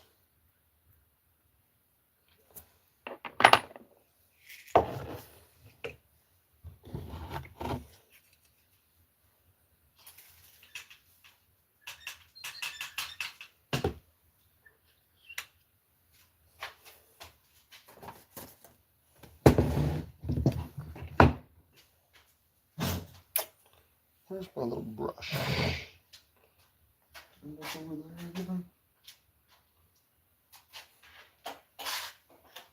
Yeah.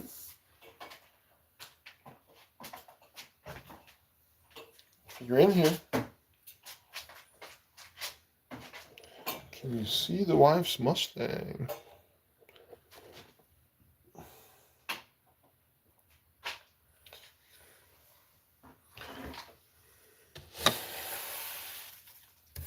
A lot of fucking metal shavings.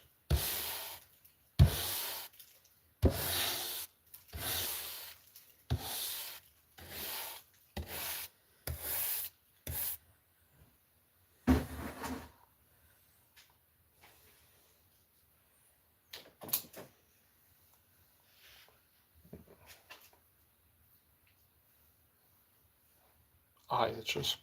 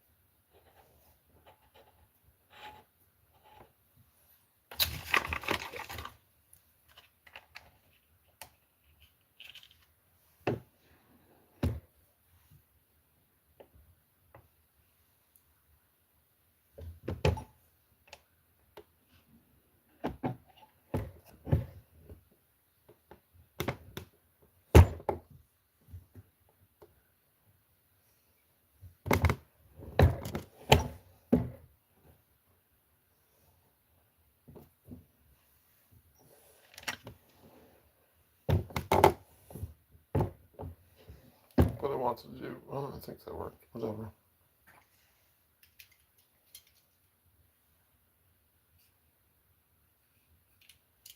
I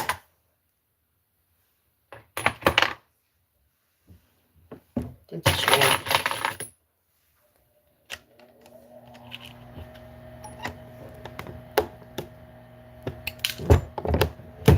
I don't know about that.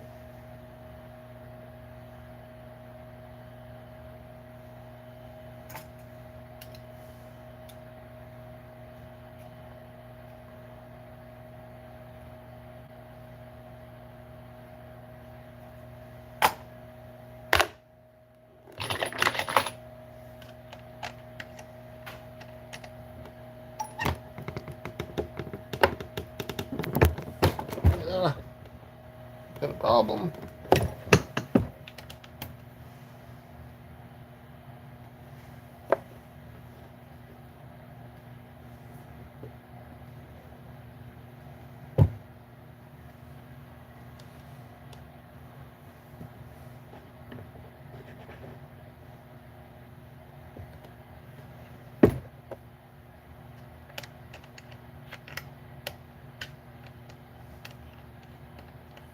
He'll lube these again, I bet.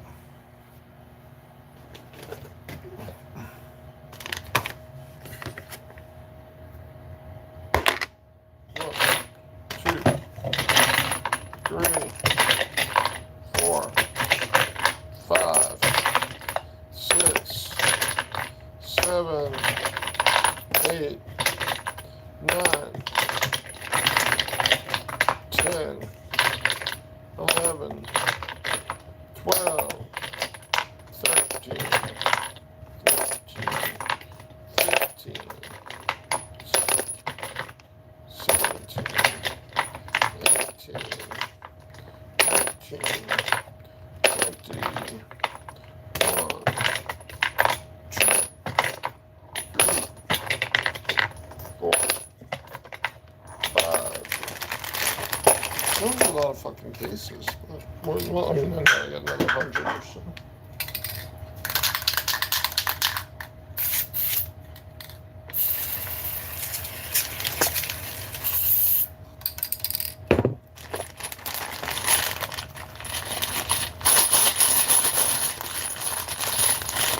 Smells like a dry cleaner.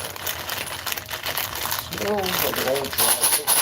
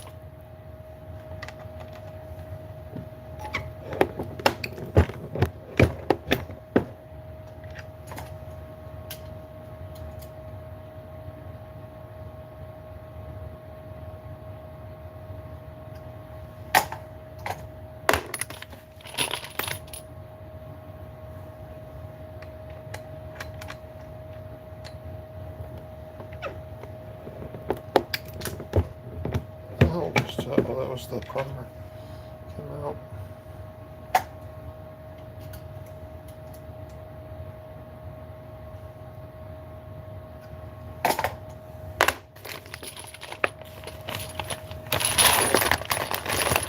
Wasn't planning on doing more, but we're doing more. Oh, you can't see it here. Hold on. Sorry, what's that? Gonna do the bag and the light. Yeah, that'll be fun for you. Sorry. Guess you don't want to see that much. There. Sorry, the light's a little harsh. Let's see. If we do it that way.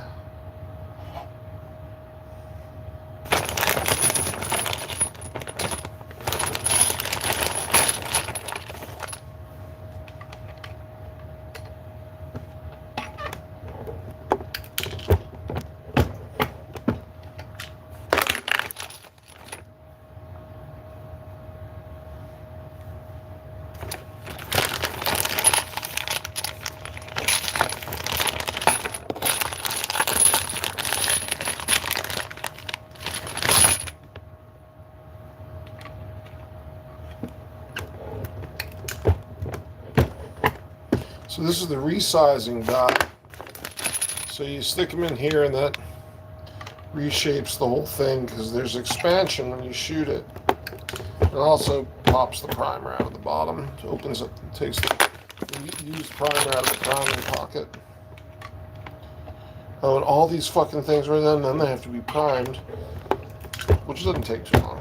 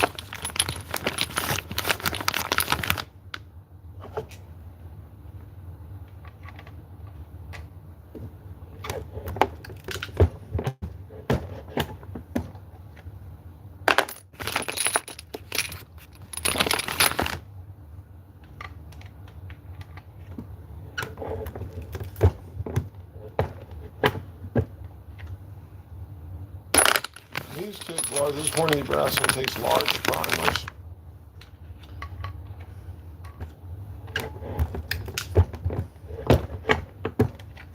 It takes forever. So we got a Charge Master. It's a really cool digital, maybe not digital, but electronic analog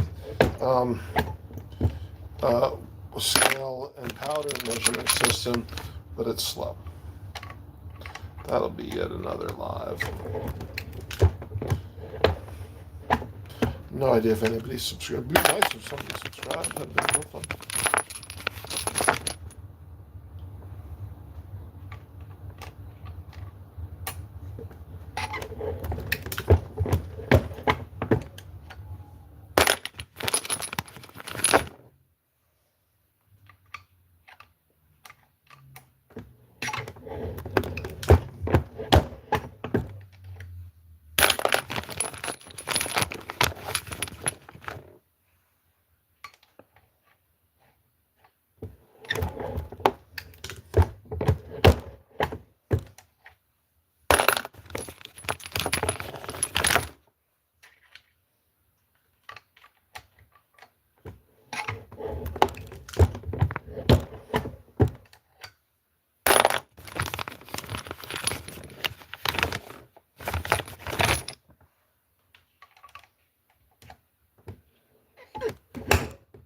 Oops.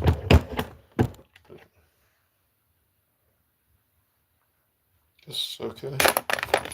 Acapano. Wrong one here. Anybody in here? Say hello.